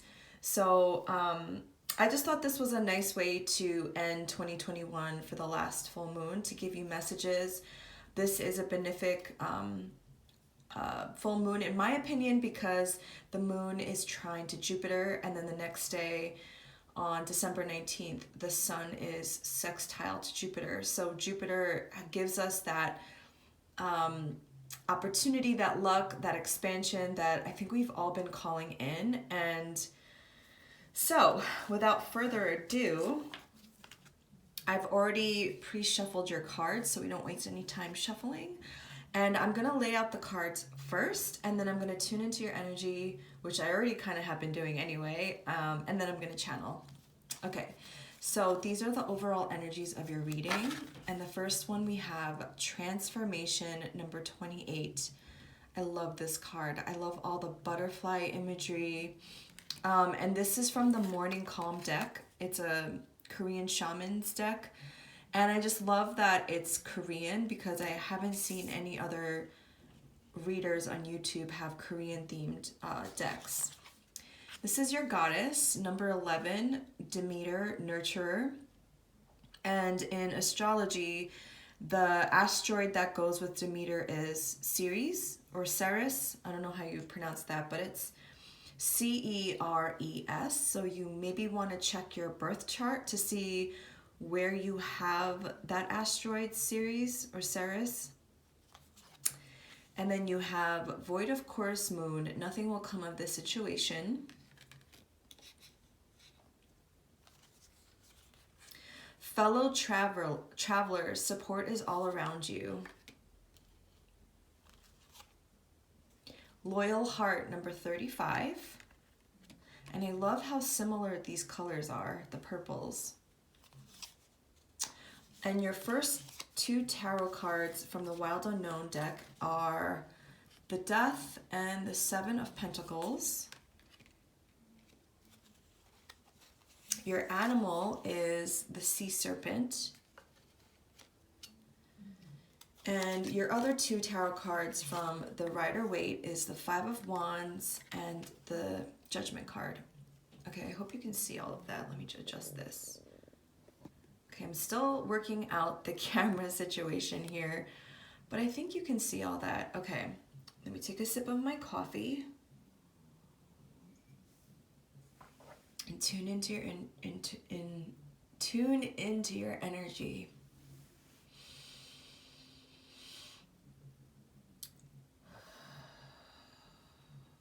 Well, this full moon in Gemini is happening in your 9th house, and you've had the North Node in your 9th house for the last 18 months. So there's definitely something that you've been learning, something that you've been mastering over these last 18 months, whether you were conscious of it or not. And I think many Libra risings, and as I'm saying this, my left ear is ringing, are going through some kind of massive transformation, obviously. We have the card transformation here, and again, butterflies are symbols of metamorphosis, of transformation, and the number 28, breaks down to a 10, but 2 is the number of duality, and 8 is the number of power and infinity, and 2 plus 8 together equals 10, which is an ending of a cycle. It is a complete transformation. And I also find that with the sea serpent represents the second chakra, which is the sacral chakra. It is the center of our creativity, of our passions, of our desires, of our abundance, and it's related to the water element. And I just noticed here that the snake, the sea serpent here, is in the shape of, I think I'm pronouncing it Ouroboros. I think that's how you pronounce it. But it's basically the snake eating its own tail. And when I see that, I think of the North Node and the South Node, where the North Node is increasing and the South Node is decreasing, where the snake is trying to eat its own tail. And now I feel like you've gone through the transformation and you've kind of reached the peak, and now it's time to kind of integrate everything that you've learned. And something creative, I was actually feeling this as I was pulling your cards, because also Saturn and Jupiter were in your 5th house of creativity, and Jupiter is moving into your 6th house of Pisces, and the 6th house is all about our daily work and rituals and habits. And you've been having the South Node in Sagittarius in your 3rd house. So definitely releasing some negative mindsets or limiting beliefs that you've been carrying on with you. And for some of you, if you have an unhealthy addiction to social media or your technology in general, I think the last 18 months was a good time to decrease your usage on that, so that you can come into your creative space with Saturn transiting your 5th house of creativity. But whatever you are creating, whatever you are trying to manifesting, I feel like you are literally on the precipice of it kind of coming out. And I think Spirit is trying to tell you that there's nothing else you need to do. You've already kind of done everything. Nothing will come of this situation. Like, there's no more setting intentions or manifesting. And actually, that's what a full moon is. The full moon is a time when you just get to celebrate and enjoy all of your accomplishments. The actual building up to the full moon has already happened. If you're watching this right before the full moon, it's like the waxing phase of the moon is the build up. It's the taking action, but on the actual full moon, you're just supposed to enjoy all that you receive, and you're supposed to notice the manifestations that come in. And the 7 of Pentacles is like pretty much describing what I'm talking about. The 7 of Pentacles is like, you've watered the seeds, you've planted your intentions, you've watched everything grow, and now it's just a matter of time of being patient and waiting for the fruit to ripen, because you don't plant the seeds and enjoy the fruits on the same day or even the same month or even the same year. So I'm not saying that you're going to have to wait that long, but I think Spirit is just urging you to kind of like, yeah, go back to just nurturing yourself and enjoying this time of waiting, because I think that's the step of manifestation that makes people really frustrated, is when you've done all the work, when you've taken the action, when you've healed, when you've like gone through the death process, right? When you've gone through the releasing and the letting go, inherent in that is a rebirth. But that rebirth happens when you are enjoying your life, when you are doing other things that truly like make your heart like set on fire. And the Judgment card is also a card ruled by Pluto, and the Death is ruled by Scorpio. So there definitely was some kind of death phase. Something left your life, something ended, something, and pretty major too, because you have Judgment and the Death card, and it could have been some kind of conflict either within or with somebody else. This is the Five of Wands, and as you can see in the picture, there's all these people with their own wands like battling each other. But I also think of this card as like conflict within, when you feel like you can't get your shit together, or where you can't focus your energy.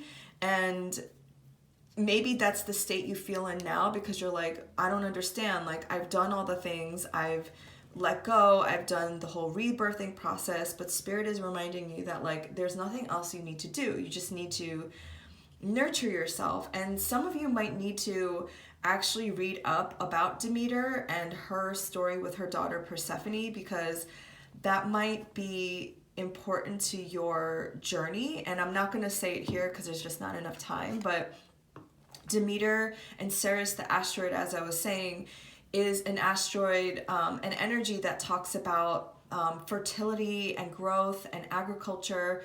So some of you might need to like re-nourish yourself. And it's, I noticed number 11, which is divine alignment. So we have 28, 11, 5, 35, which breaks down to an 8, 7, 13, and 20. So I don't know if any of those numbers mean anything to you. There's also snake imagery here, owls, a heart, butterflies, and then a peacock and a rainbow. So those symbols might be important to you. As I said, the full moon is happening in your 9th house.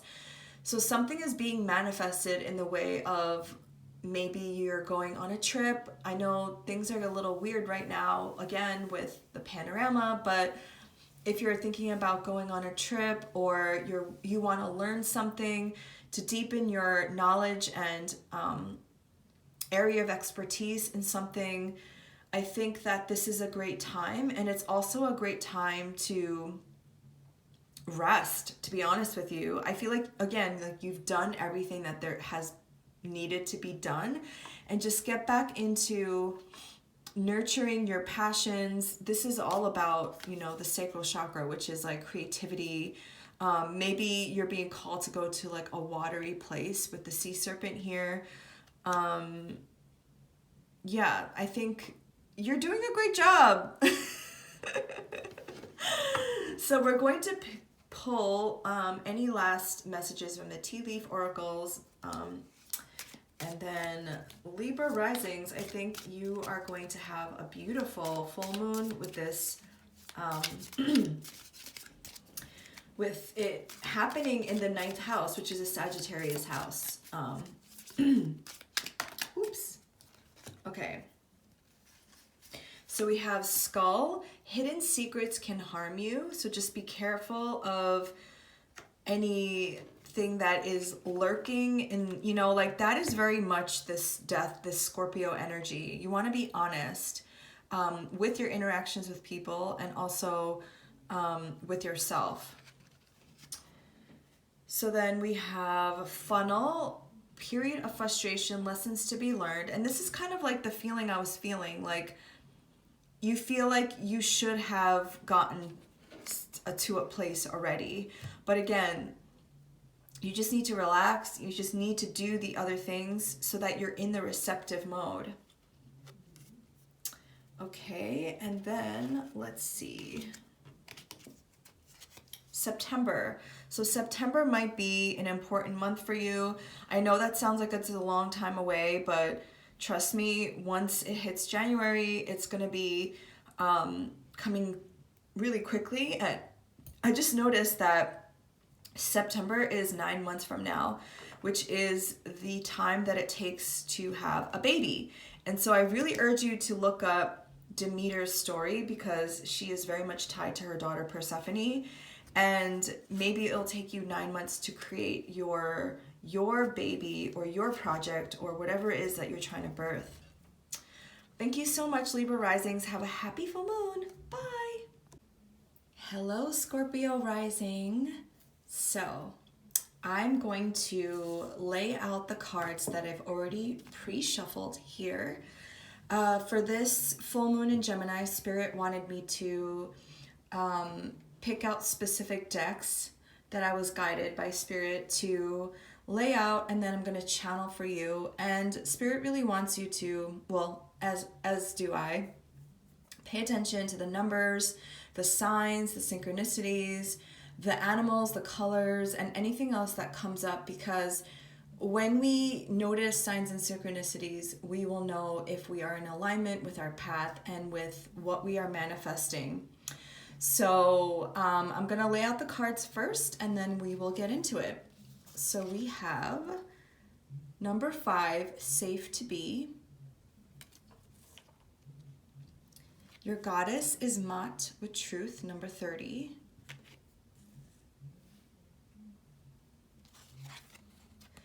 Exchanging gifts, number 27. Navigating by the stars, follow your bliss.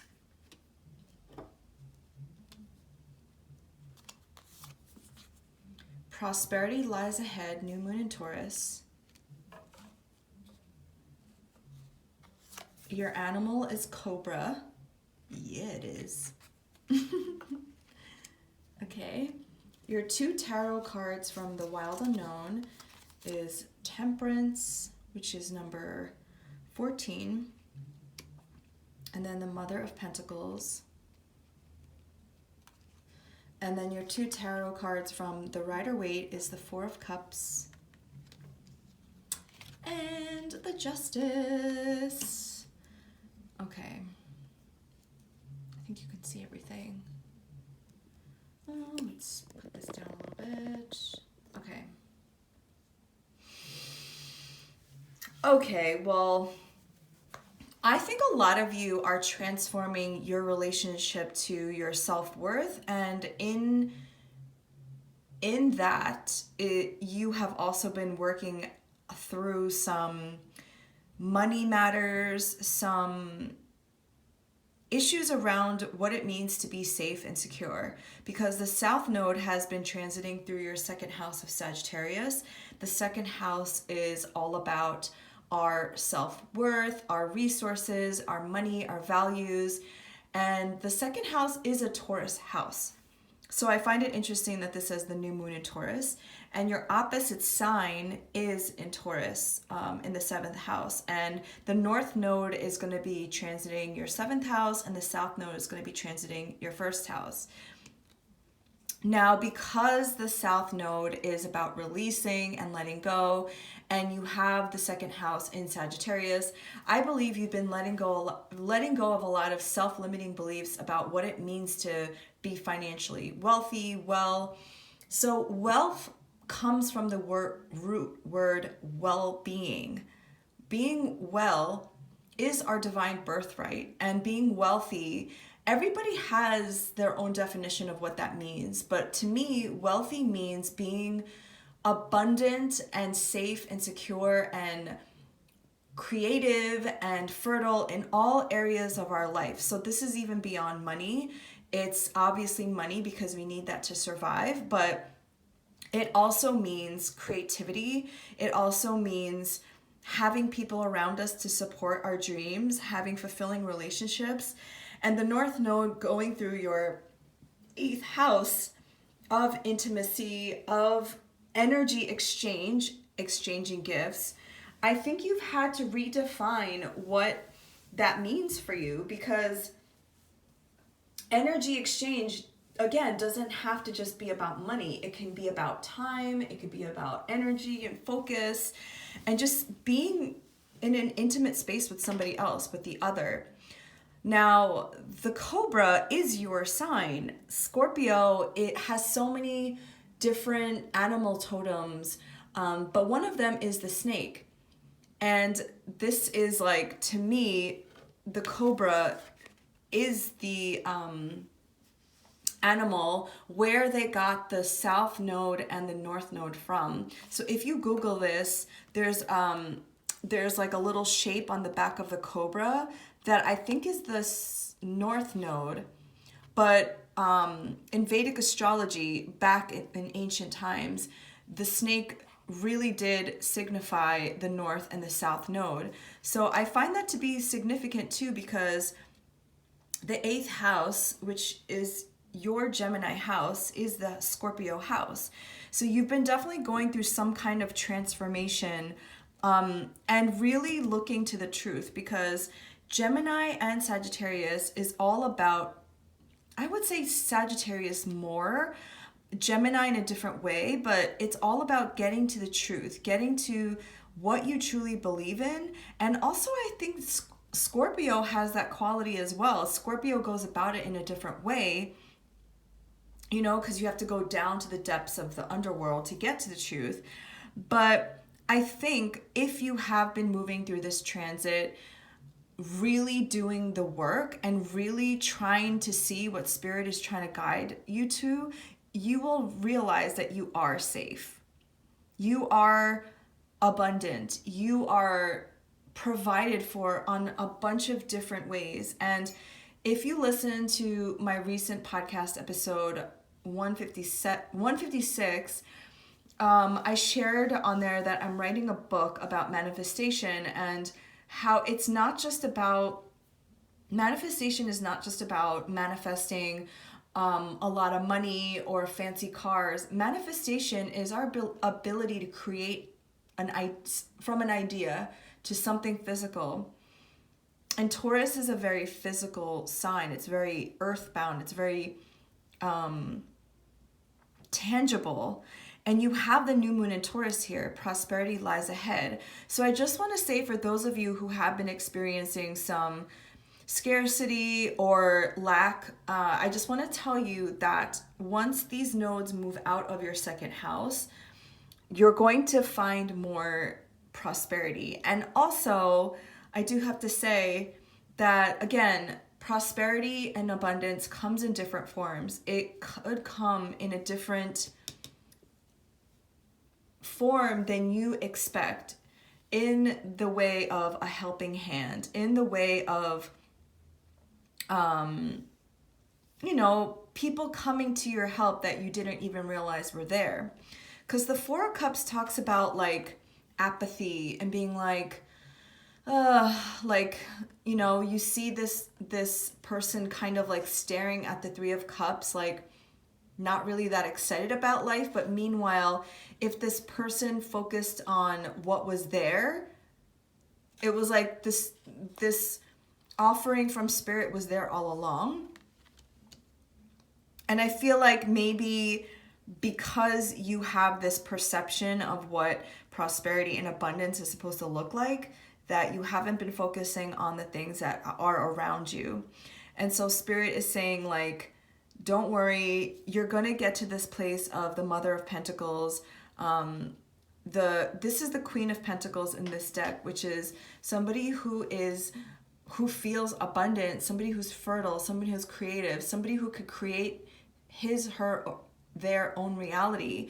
And the Justice card being here, which is a Libra card, is that everything's going to come into balance when you temper your energy with Temperance here. Temperance is a Sagittarius card. So I think all of this is really describing like the scenario in which I'm feeling for you, is like during these last 18 months, you've been challenged with certain maybe environmental or physical things that have been challenging. Either you lost a lot of money or you lost your job, and it forced you to look at the truth of what does it mean to be truly abundant? What does it truly mean to be safe? Because the second house also talks about your sense of security and safety. And so Spirit is asking you to follow your bliss. Remember what you love to do, and remember that if you can remember actually, or try to cultivate this feeling that you are always taken care of, that there are so many different ways of abundance, and it's not necessarily our environment that we have to fix or change, it's our perception of our situation. Okay? So this full moon happening in your 8th house, I think you're transforming, and I went through an 8th house north node, 2nd house south node between 2019 to 2020. And it wasn't easy because these houses are our sense of security, energy exchange, money, our resources. So when that doesn't show up in our physical reality, it can be quite triggering. But also it's so transformative because you get to the truth of the matter, which is that you've always had it all along. So we're going to pull last signs or any messages from Spirit from these tea leaf oracles. And then, it's going to be even more of a transformative time in the next 18 months because the South Node is going to be moving through your 1st house of your identity, and the North Node moving through your partnership house. Oh, okay. A lot of them came out for your group. So first we have wind chimes, peace and harmony, and this actually is Temperance. Rabbit, too much concern with sexual matters.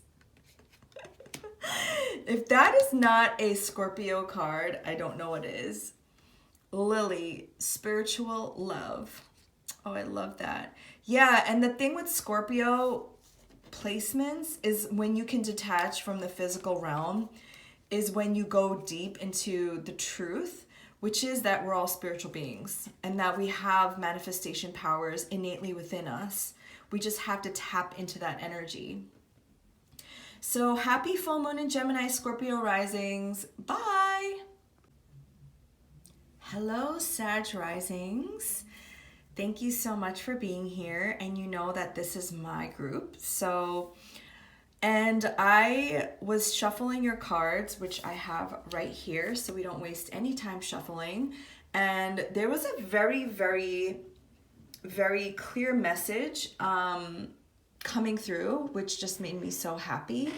And Spirit said, this is your time to make shit happen. And I'm reminded too that Mars just entered our 1st house in Sagittarius. So this is the time to take advantage of that Martian energy in order for you to really use these energies to your favor, because we're out of the eclipse. Well, we're still kind of in the shadow of the solar eclipse in Sagittarius, but we're kind of getting out of the Sagittarius, Gemini energies and moving into Taurus and Scorpio. For Sagittarius rising specifically, the South Node is going to move into the 12th house, which I think is going to feel so much more kind of like simmering in the background versus like right in your face, like right in the jugular. So Spirit wanted me to use specific decks to lay out the cards, and then I'm going to channel. And specifically to pay attention to the signs and synchronicities, the numbers, the colors, the animals, anything that's repeating. And I'll definitely call them out as I see them, because when you notice signs and synchronicities, it's the universe giving you a message and trying to tell you something, that you're in alignment or you're not in alignment, and these signs and synchronicities will mean something different to everybody. So that is why we're doing it this way this month. So let me just put out the cards, and then, because I'm already getting messages already, because I think me being a Sagittarius rising and having a stellium in Sagittarius rising, Sagittarius, I naturally attract people with Sagittarius energy. So I think a lot of you have Sagittarius placements. So anyway, the first card we have is number 42 with integrity. And I think this is an interesting card to show up for us because, first of all, this is from the Morning Calm deck. It's from a Korean shaman that I've interviewed for the Awaken and Align podcast. And the reason why this is so significant is because in Korea, it's like tattoos are still taboo. And this is an LGBTQIA plus shirt. And it's still taboo to be queer and gay and lesbian in Korea. So I find this to be very significant because this person is looking in the mirror and smiling, kind of like not overtly smiling, but is staring at him, her, themselves in the mirror, because I don't know the gender of this person. And the word is integrity. And I think this, and I'll go into more of what this means, I believe, for us specifically, but I honestly think that this is looking at yourself in the mirror and loving every single part of you, and regardless of what you look like, what you believe in, your sexual preferences, who you are, because the South Node has been in our first house for 18 months. And so like your perception of yourself has changed. You've transformed. So I thought that was really significant. I still think that's very significant. Sorry, present tense. Okay, number 40 with Oshun, generosity. Soulmates, number 41. This card rarely comes out, so I'm surprised that it came out for this group. Well, I'm not surprised. Gemini is in our 7th house, right? Miracles. Expect the wondrous to emerge. Okay. Then we have communication is key, new moon in Gemini. Interesting, the Gemini energy coming through here. Our animal is the owl. Yes. Okay, our 2 tarot cards from the Wild Unknown are the 6 of Pentacles, the Magician, love to see it. And from the Rider-Waite, we have the Emperor and the Temperance card. Okay, so amazing. Well, first of all, I just wanted to point your attention to the numbers. So we have 40, 41, and 42. So something is growing. Something is up-leveling, if you will. And I find 40 to be a very significant number, actually, because a lot of spiritual texts and philosophies see 40 as a very significant time frame. Like there's 40 days of Lent, right? And there's so I'm a Kundalini yoga teacher, and it takes 40 days to create a habit. We do a Kriya for 40 days straight. Venus retrograde goes into retrograde for 40 days. There's something about that number that's very important. And then we have 41 and then 42. We have 4 here with the Emperor. So 4 is the number of foundation. 4 is the number of, stability. You need 4 pillars to create a structure. And then we have 6, 1, and 14. So obviously the number 4 is important. So make sure you look out for 4s. You might be seeing 4, 4, 4, 4, 4. And then another thing I want to obviously mention is like the elephant in the room, but not really, is that Gemini, the full moon in Gemini is happening in the 7th house, which is opposing our ascendant. Gemini is the archetype of the twins. It's the Lover's card in tarot. It's the number 6, right? And 2022 is the number 6 card. I mean, the number 6 in numerology. And I said it in the intro that a lot of us are going to be playing with this idea of duality. And I can't help but notice that we have the new moon in Gemini here with the twins, and then we have the duality with the reflection, and then the two penguins. So I think a lot of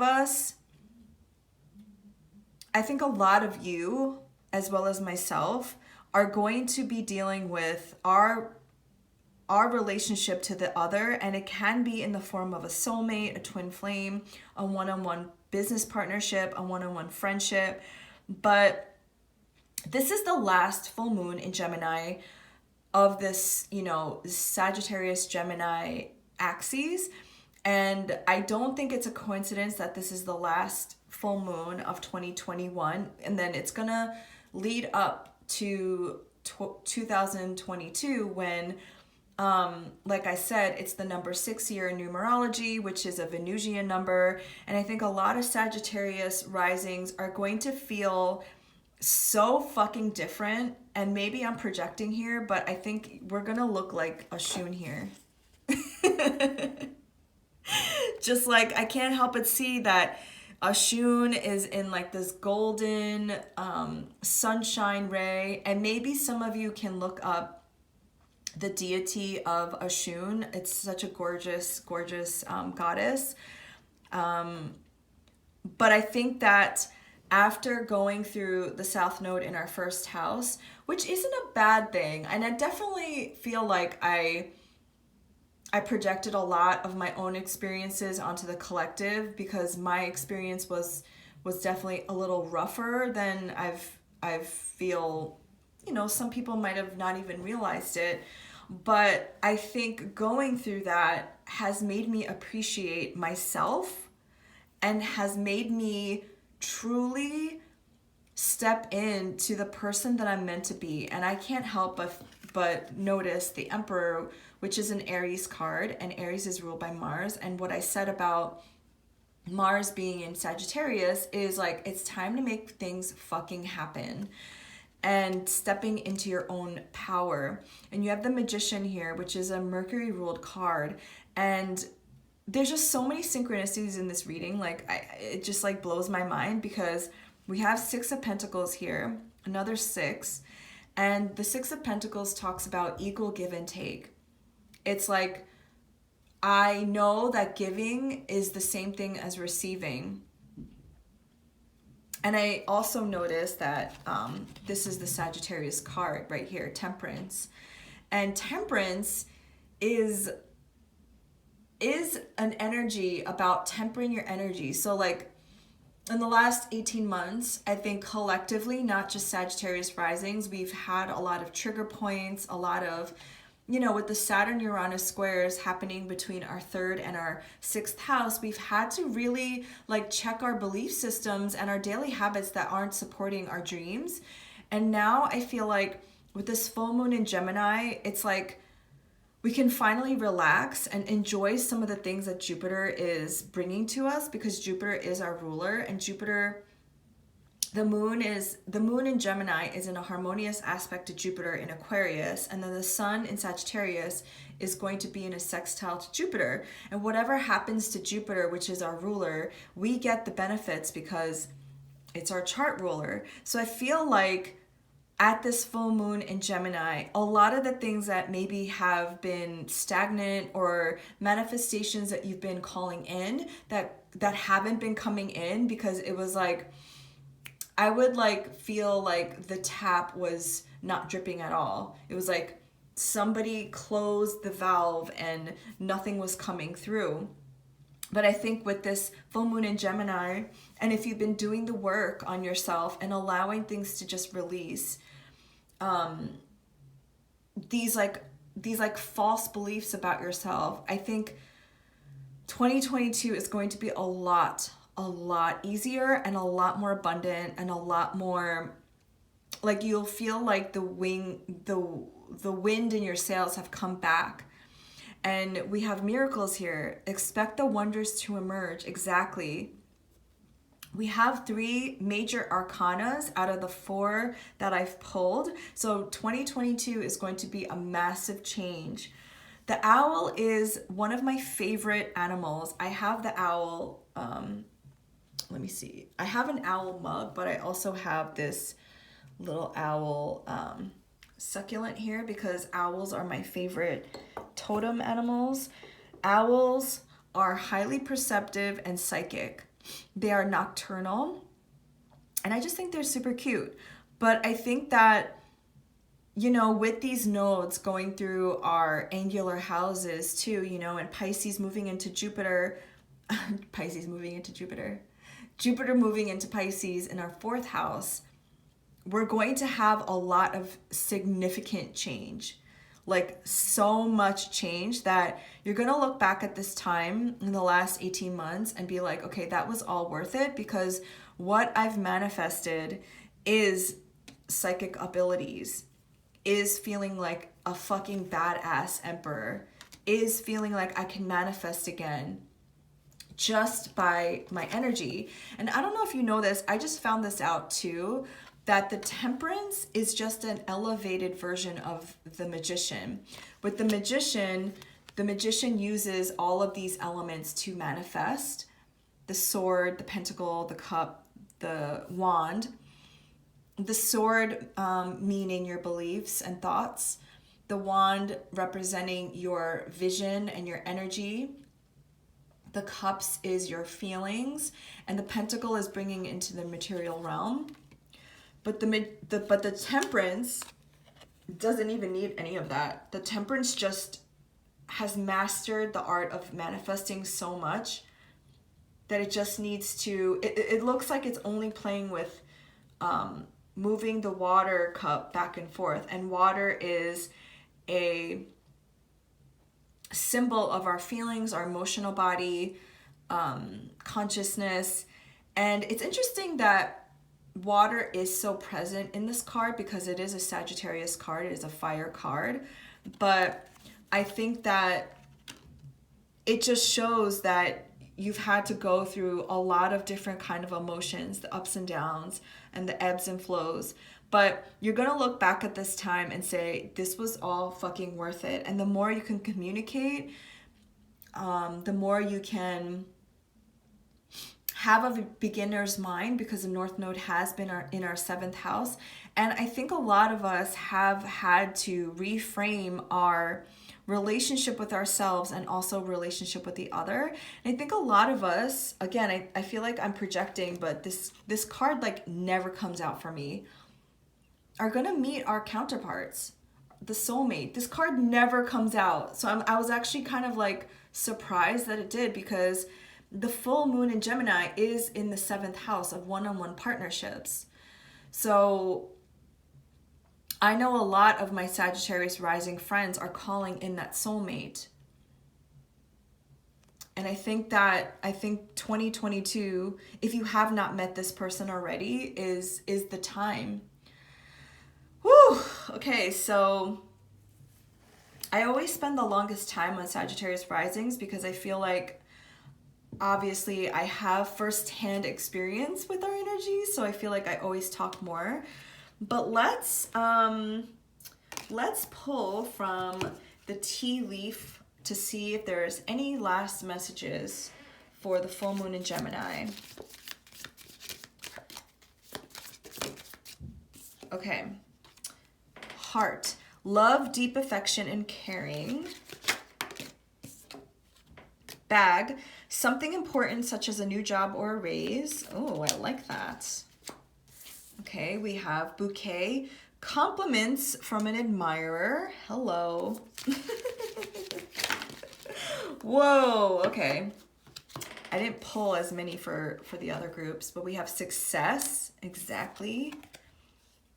Desk, pay attention to your work. Okay. And then arrow, which is a Sagittarius symbol. You are on the right path regarding some aspect of your life. Exactly. So I hope you have a beautiful full moon, Sagittarius risings, and I will talk to you soon. Bye. Hello, Capricorn risings. Happy full moon in Gemini. So Spirit really wanted me to do things a little differently this month. I was called to pick certain decks that I use to channel the messages for this full moon in Gemini. And we want you to focus on the numbers, the signs and synchronicities, any animals that come up, photos, imagery, colors, anything at all, and I will be sure to point them out as I see them, because when we see signs and synchronicities and we see patterns, we know that we are in alignment with what we're manifesting.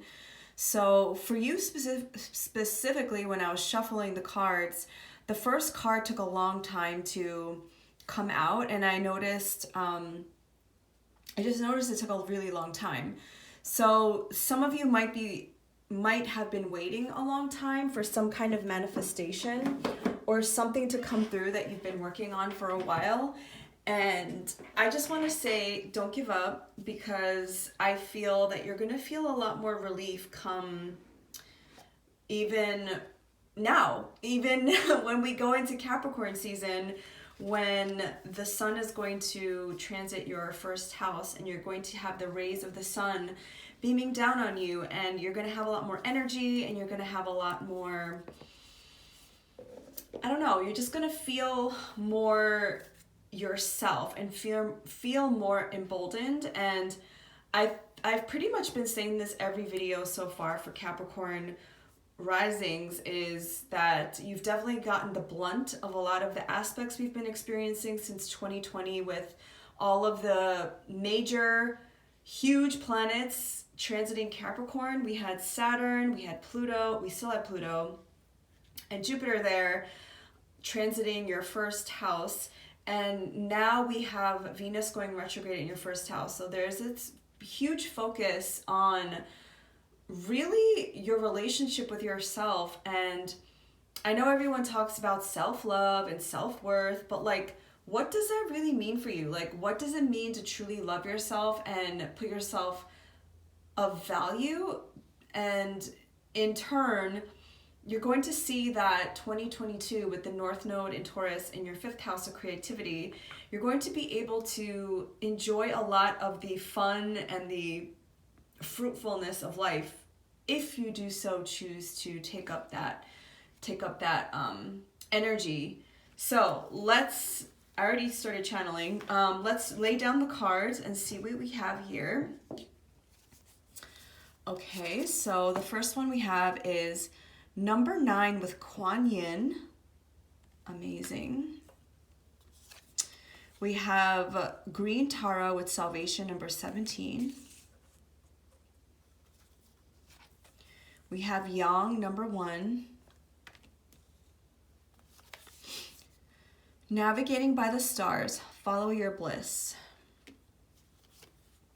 Show the world the real you, full moon in Aquarius. And you have a co-ruler of Saturn with Aquarius. And the Aquarius is the next sign after yours. Your animal is the mouse, which is an earth sign. Your 2 tarot cards from the Wild Unknown were the Tower and the Magician. It's so interesting. So many other zodiac signs got the Magician, and I think it's just this overall collective energy of manifestation is in the air. And then you got the Queen of Wands and the Ten of Wands. Okay. So first I just want to excuse me. So Kuan Yin comes from this Morning Calm Oracle deck. It's by a Korean shaman. And I personally love this deck because I don't see many Korean like tarot decks or oracle. I have never seen it, just period. So I wanted to bring this out. It's by Seo Keller. And it's Alpha Sisters Publishing, morningcalmoracle.com. And I just wanted to actually read from the guidebook because I'm not that familiar with Kuan Yin, but I know Kuan Yin is a major goddess in Chinese mythology and also in Korean mythology. So Kuan Yin is number 9. And it says, More compassion, avoid indifference. Kuan Yin is the goddess of compassion. You are being asked to look at a situation or relationship with more compassion. Bring more empathy and kindness into your heart. The opposite of compassion is indifference. Consider there is any area in your life that you are being indifferent. How could you intentionally move closer to the vibration of compassion? This card may also mean that Kuan Yin is presenting herself as one of your spirit guides. Wow. And there is a mantra here. I channel Kuan Yin and her endless compassion into my being. Wow. Okay, so Kuan Yin could be one of your spirit guides and also the green Tara. So look up what green Tara means. But right away, the numbers that I see are 9, which is an ending of a cycle, 17, which reduces to an 8, and 1, which means like taking action. We have 1 here with the Magician, 10, and then 16. So as I was saying, I just feel like a lot of you might be feeling a little overburdened and like you've been waiting for such a long time, right? This is the 10 of Wands. The 10 of Wands is actually a Sagittarius card. And this full moon is in the 3rd decan of Sagittarius. The sun is at 27 degrees of Sagittarius. And it's a time when you feel like, oh my God, I need to put these wands down. I need to unburden myself because I've just been carrying the weight of my manifestations and like all the intentions that I've been setting, all of the hard work that I've been doing. I want to say to you, Capricorn rising, this message is coming through that you need to stop playing small. And I'm not saying that just like to make you feel bad or like you're not doing something, but you need to like show the world like who you truly are with this full moon in Aquarius. And you have Aquarius in your 2nd house, and Saturn and Jupiter are transiting that house right now. And Jupiter is in a harmonious aspect to this full moon. So Jupiter is bringing extra love and self-worth and confidence to you right now. And it's really a time to take action on that and to stop playing small. Because when I see the mouse, I see somebody who is like focusing so much on like the details that aren't going right and the things that aren't happening for you. But I think you need to stop focusing on that and you need to start focusing on what you want to create. The Tower is ruled by Mars, and Mars is transiting Sagittarius right now in your 12th house. So some Capricorn risings might have sleepless nights, or they might be having some wild dreams. But the Tower talks about something needing to break apart that doesn't have a solid foundation. And I think Pluto in your sign for the last, since 2008. So it's like 14 years. It's been transiting your 1st house to really break down all of the things the foundations that you set against yourself, that maybe you've even brought in with you from your family or the people around you that just are not true, because you have fucking Kuan Yin in your reading. That's like some ascended master kind of energy. And you also have the Queen of Wands, and you have a great balance of feminine and masculine energy with the Yang card here. And I'm just getting this feeling like you have to start taking action based on what you want to create versus what hasn't worked out for you. Like, stop playing small. Stop being this little mouse who's scared, who's like, woe is me, nothing is going my way. And I don't mean to drag you, Capricorn risings, because I know how hard you've had it for the last 15 years, if you want to talk about Pluto going through there.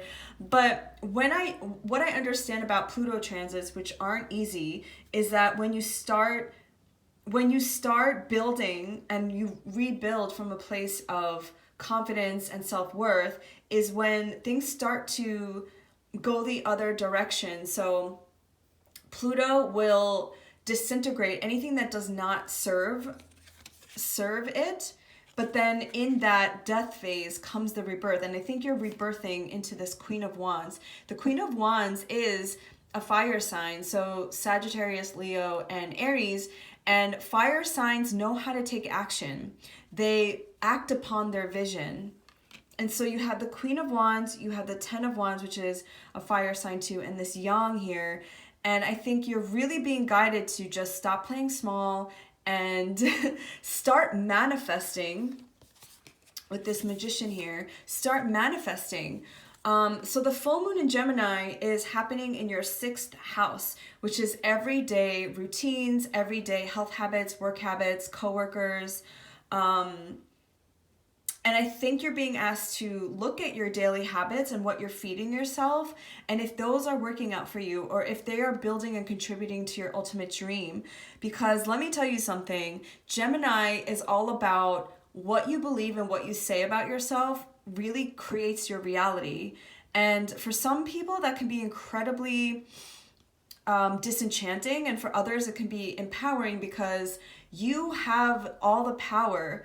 You have all the power to create your reality when you align to your truth, to who you are, your authenticity. Aquarius energy is all about radical authenticity, and it's a full moon. So again, with this full moon, I feel like something is being manifested here, and you don't have to wait that much longer, because I feel with the nodes of the moon moving into kind of like fun areas of your life, with the North Node going into your 5th, the South Node going to your 11th, I think you're going to experience more pleasure and fun if you allow yourself to just get into that headspace.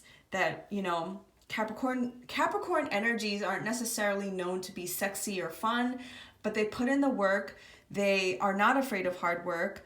But I think now it's really up to you to work hard, put effort into things that you want, versus like focusing all of your energy on what's not working. I hope that made sense. Okay, let's see any last messages from the Tea Leaf Oracle for Capricorn risings.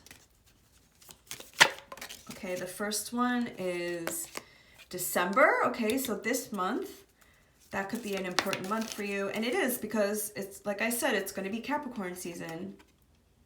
Boat, money or property through an inheritance, winning or windfall. Amazing. So other signs I see is obviously a cheetah, a mouse. There's a black cat here on this Queen of Wands, a sunflower, Aquarius, lotus.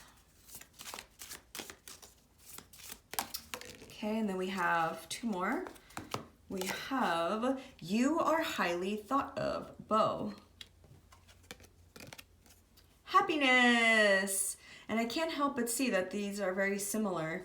Yeah, I think there's something with the solar energy, like the sun, and like maybe do some sun salutations, move your body. The full moon in Gemini is in your 6th house of daily habits, health habits. So make sure that you're nourishing yourself and you're taking the time to fully integrate everything that you've been experiencing. And also, I just want to point out that Kuan Yin is like, her eyes are closed and she looks like she's just at peace. And Kuan Yin just knows that everything is going to work out for the highest good of all involved. So thank you, Capricorn risings. Happy full moon. Bye. Hello, Aquarius risings. Thank you so much for being here. So I am going to put out all the cards and oracle cards that I've already pre-shuffled, and then I'm going to channel some messages for you. Spirit really guided me to do this. I have all these beautiful decks, and this is how I channel for myself. I'm very driven by signs and synchronicities, numbers, imagery, and I really feel like that helps me know when I'm in alignment with my manifestations. And so, yeah, so I guess I'll just lay down the cards and we'll get started. So your group was the only one that got 2 of these. So we have Integrity with number 42. Let Go with number 2. Ishtar with Communion, 23.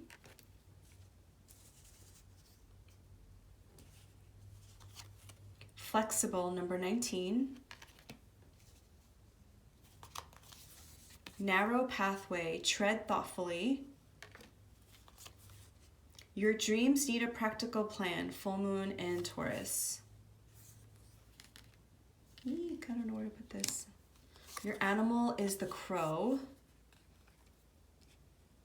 Hold on. Let's see if I could pull this back a little bit. Okay. Your tarot cards are the Emperor. Oh, Lord. They're not going to fit. So let me move this up here. Then you move you. Oops. Just because you have one more card. So let's see if they can all fit. The Four of Wands. And you have 3 of the Rider-Waite tarot decks. So two of Pentacles, 2 of Cups, and then you have the Moon. Okay. Hope you can see all of that. Yeah. All right.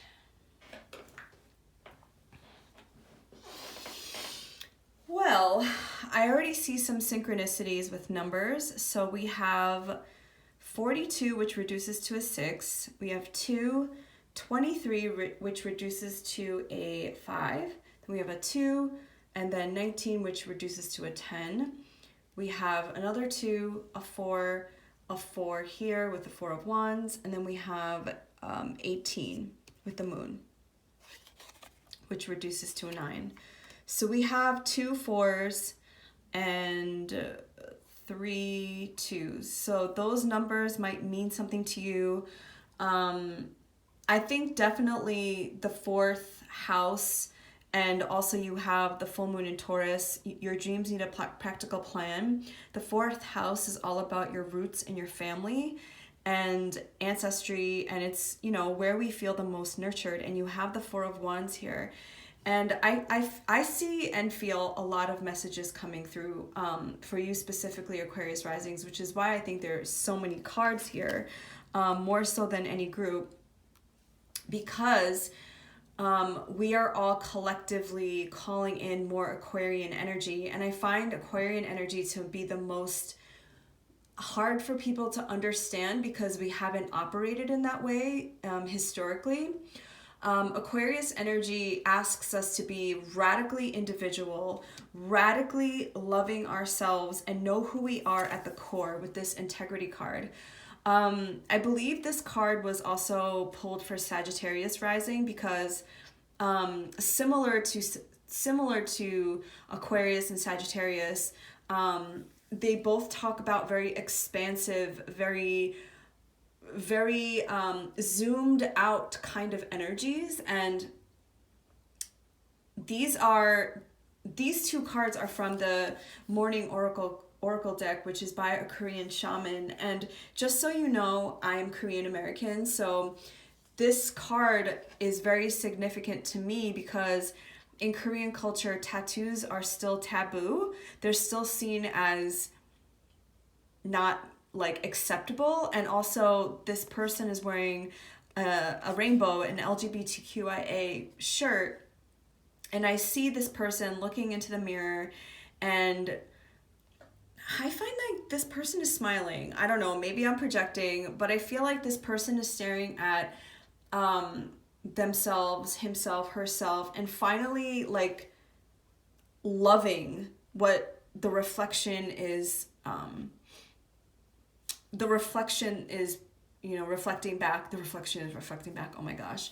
But I think this is what Aquarius energy asks us to do, is to love ourselves and who we are, because when we are exactly who we are, which is unique, individual, we radiate out into the collective a sense of like everybody is given the freedom and the right to just be themselves. And that is Aquarius energy. It's simultaneously being individual, but because you're individual, you give others the permission to show up just as they are. And Aquarius energy is also about revolution, humanitarianism, and community.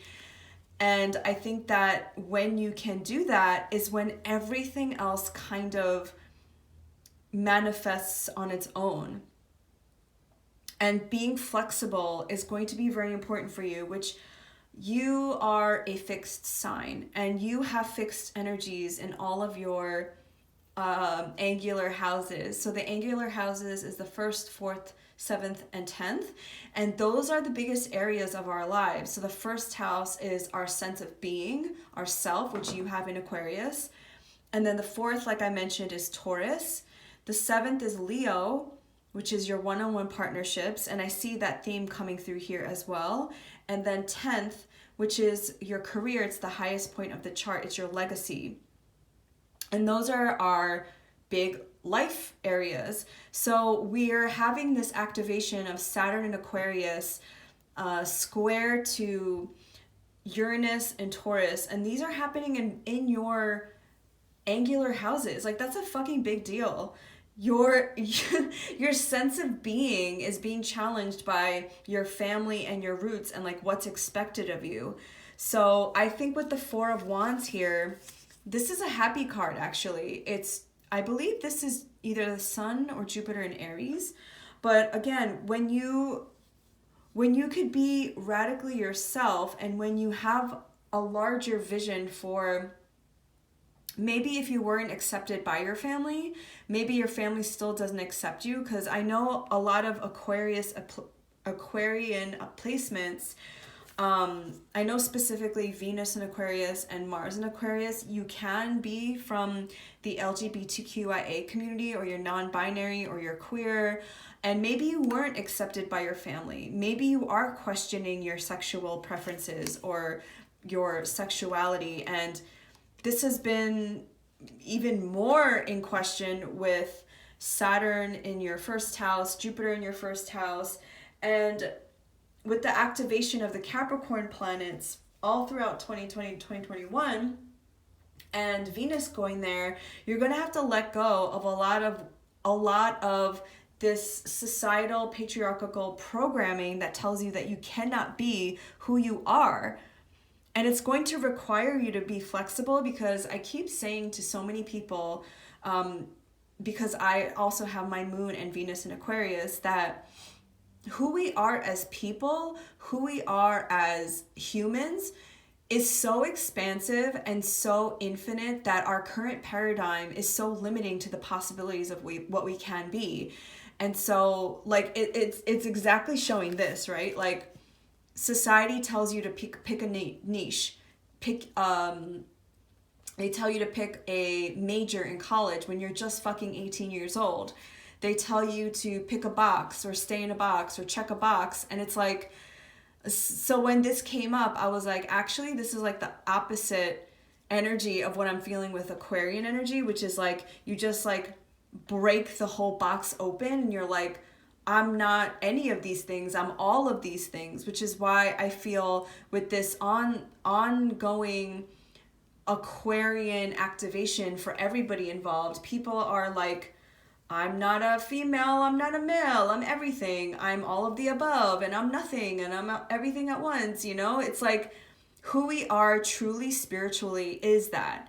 We are everything and nothing at once. And I'm getting like totally existential because I'm channeling your energy. But I think with Venus going retrograde in your 12th house, like you're letting go a lot of the old societal programming. And with Saturn and Aquarius squaring Taurus and Uranus, it's like, how can you not throw away the baby with the bathwater? And I always thought that saying was so weird, but like there's certain things about our traditions and the things that we've practiced that do serve a purpose.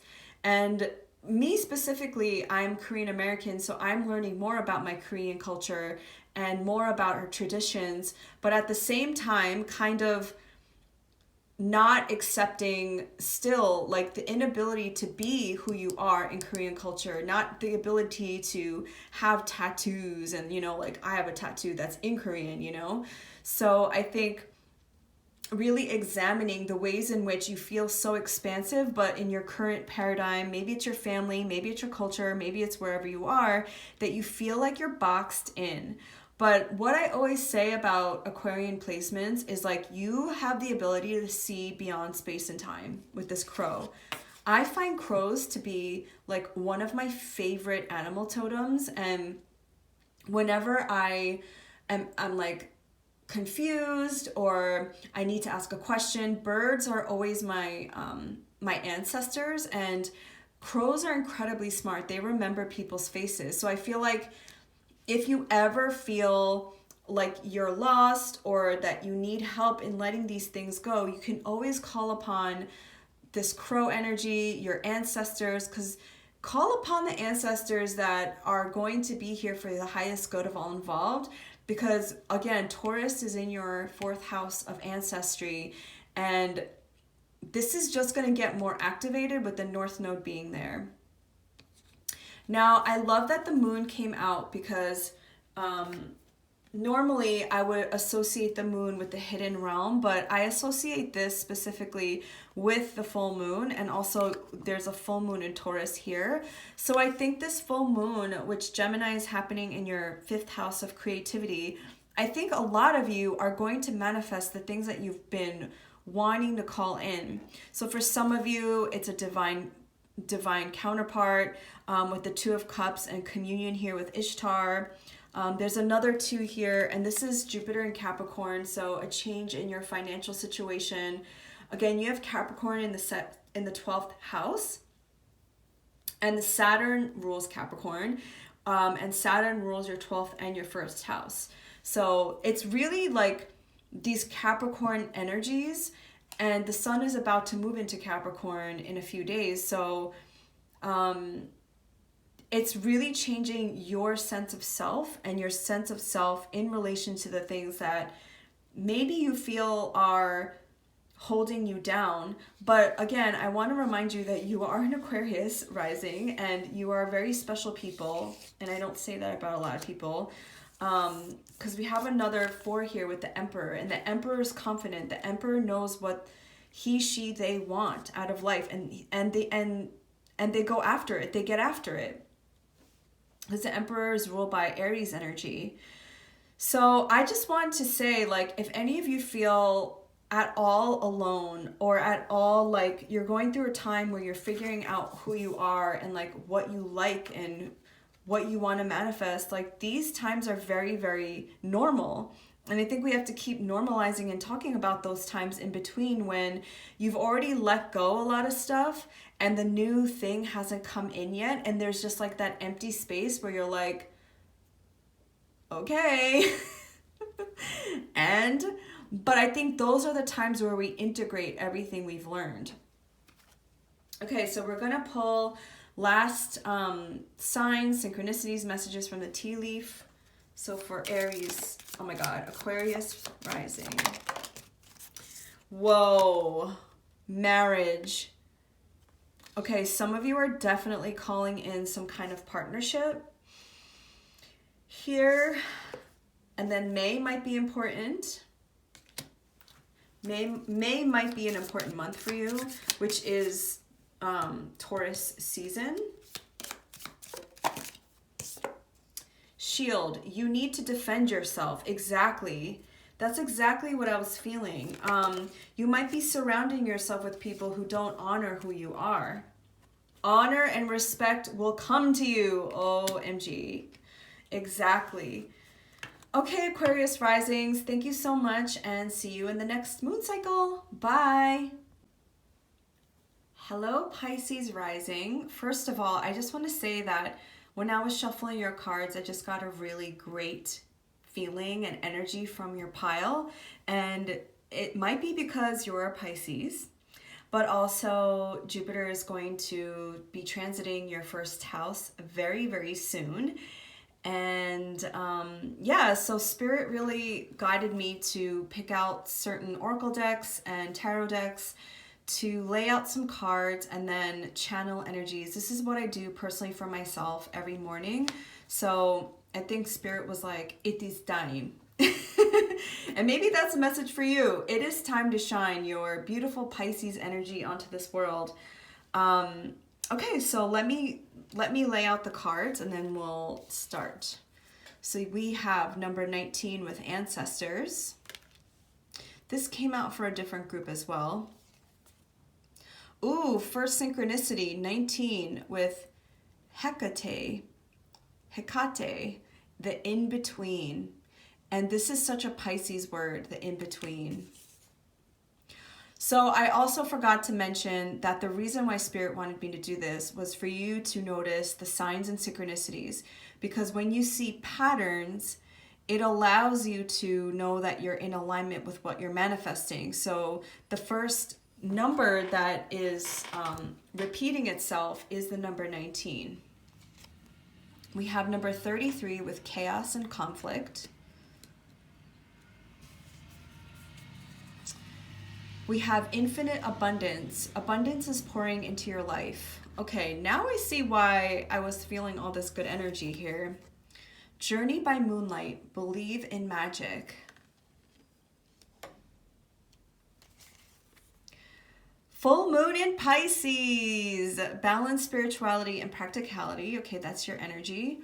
Your animal is the tarantula, which is a fire element. You have the Daughter of Wands, the Nine of Pentacles, the Eight of Wands. Where should I put that? I don't know. I don't know if you could see this. And the Chariot. Wow. Okay.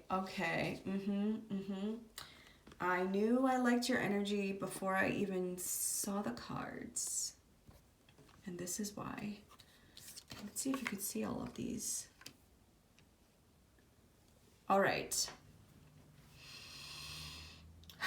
Pisces, I'm just going to say it. You're going to be experiencing a level of magic, abundance, spiritual downloads, and your life is going to move forward in a way that you like definitely, maybe you did believe and like that's why it's happening, but in some ways you didn't even expect. So the full moon in Gemini is happening in your 4th house. The 4th house is all about your roots, your family, your ancestry, where you feel nurtured. And the full moon in Gemini being here, and also the 10th house in Sagittarius, with the nodes of the moon moving through this area, I feel like a lot of you have gained some kind of serious foundational work, and it will mean something differently to everybody. Some of you might have moved homes. Maybe you decided to move cities, because Gemini is like short distance travel. So maybe you just moved like down the block or to a different city.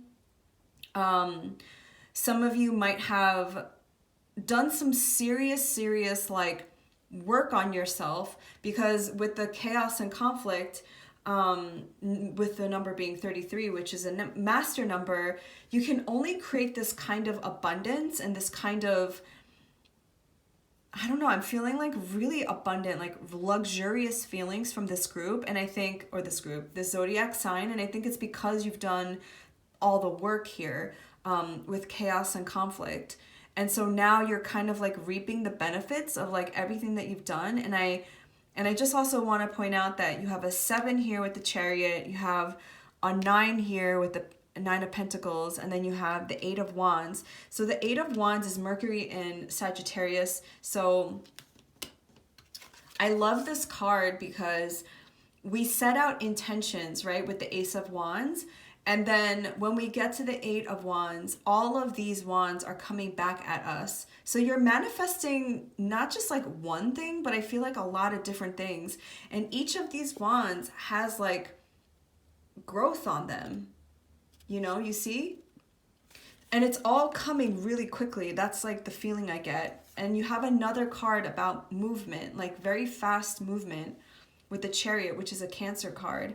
So like you've been working a lot on your emotional body, your spirituality. Again, Gemini is the 4th house, which talks about ancestors. So some of you have maybe been doing ancestral healing or finding out about your ancestral lineage, finding more about the people before you. And you've been praying upon them, with them, and they've been helping you in this journey because as I said with the in-between, that's a very Piscean, it's a very Piscean word, is like the in-between realms, between spirituality and practicality, between this dimension and the next dimension. And you also have the Daughter of Wands, so it's like some kind of message, some kind of offer, some kind of like, make sure that wherever you are at the time of this full moon, or maybe like even a week after the full moon, that you are out and about and noticing the signs and synchronicities, because I feel like Spirit is trying to get you to notice where the opportunities are growing. And the Nine of Pentacles is Venus and Virgo. It's feeling like you have everything that you need because you are self-sufficient. The Nine of Pentacles is like a very, very abundant card. And that's kind of the feeling that I just get from this spread in general, is like just abundance in all forms. Abundance is pouring into your life. Believe in magic. And Pisces energy is all about magic. It's all about trusting in the realms that you don't see. And the tarantula has 8 legs. And why can't I say that word? Tarantulas and spiders are weavers of prosperity. That's why they say never to kill a spider, because it's a very bad omen if you kill spiders. And it's a fire sign. So it's like something in your energy. And again, like I can't pinpoint it, because for some of you it's going to be for all of you, it's going to be something different. But I think in general, Pisces knows how to work with the unseen realms. And so whatever you're doing with your energy, like keep doing it, because a lot of things are going to come into fruition. I think that's all I really need to say to Pisces rising, because I feel like when Jupiter goes into your first house, you're just going to keep expanding. And I just cannot wait to see what all of you Pisces risings have to offer the world. Jupiter is still in your 12th house, so it's like your quest for spirituality. Some of you might have been having some extraterrestrial experiences or just intense dreams. Maybe you've been working with your dreams. Venus is retrograde in your 11th house of community. So I think like, again, because you're a mutable sign in the angular houses, like all parts of your life are being activated. So let's see what the tea leaf oracles have to say for you. Any last signs and synchronicities? What does Pisces rising have to look forward to? Okay, so May could be an important month. May is Taurus and Gemini season.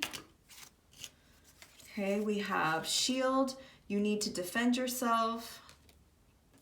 Heart, love, deep affection and caring. I think the shield just means to be discerning about where you put all of this amazing expanded energy, which Pisces isn't necessarily so good at. Okay, then we have beetle, good fortune. I think we should just end it there, because I feel like, again, so just the symbols that I see here is obviously a tarantula, your Pisces, which is your energy, fish, a beetle, shield, a heart, because I know that's like, I mean, you could see hearts everywhere. The number 33, 19, and 7, 9, and 8. And again, I think this moon, the full moon is going to be very significant for you. I see a full moon here, and this is the full moon as well. Okay, Pisces risings, happy full moon in Gemini. Bye.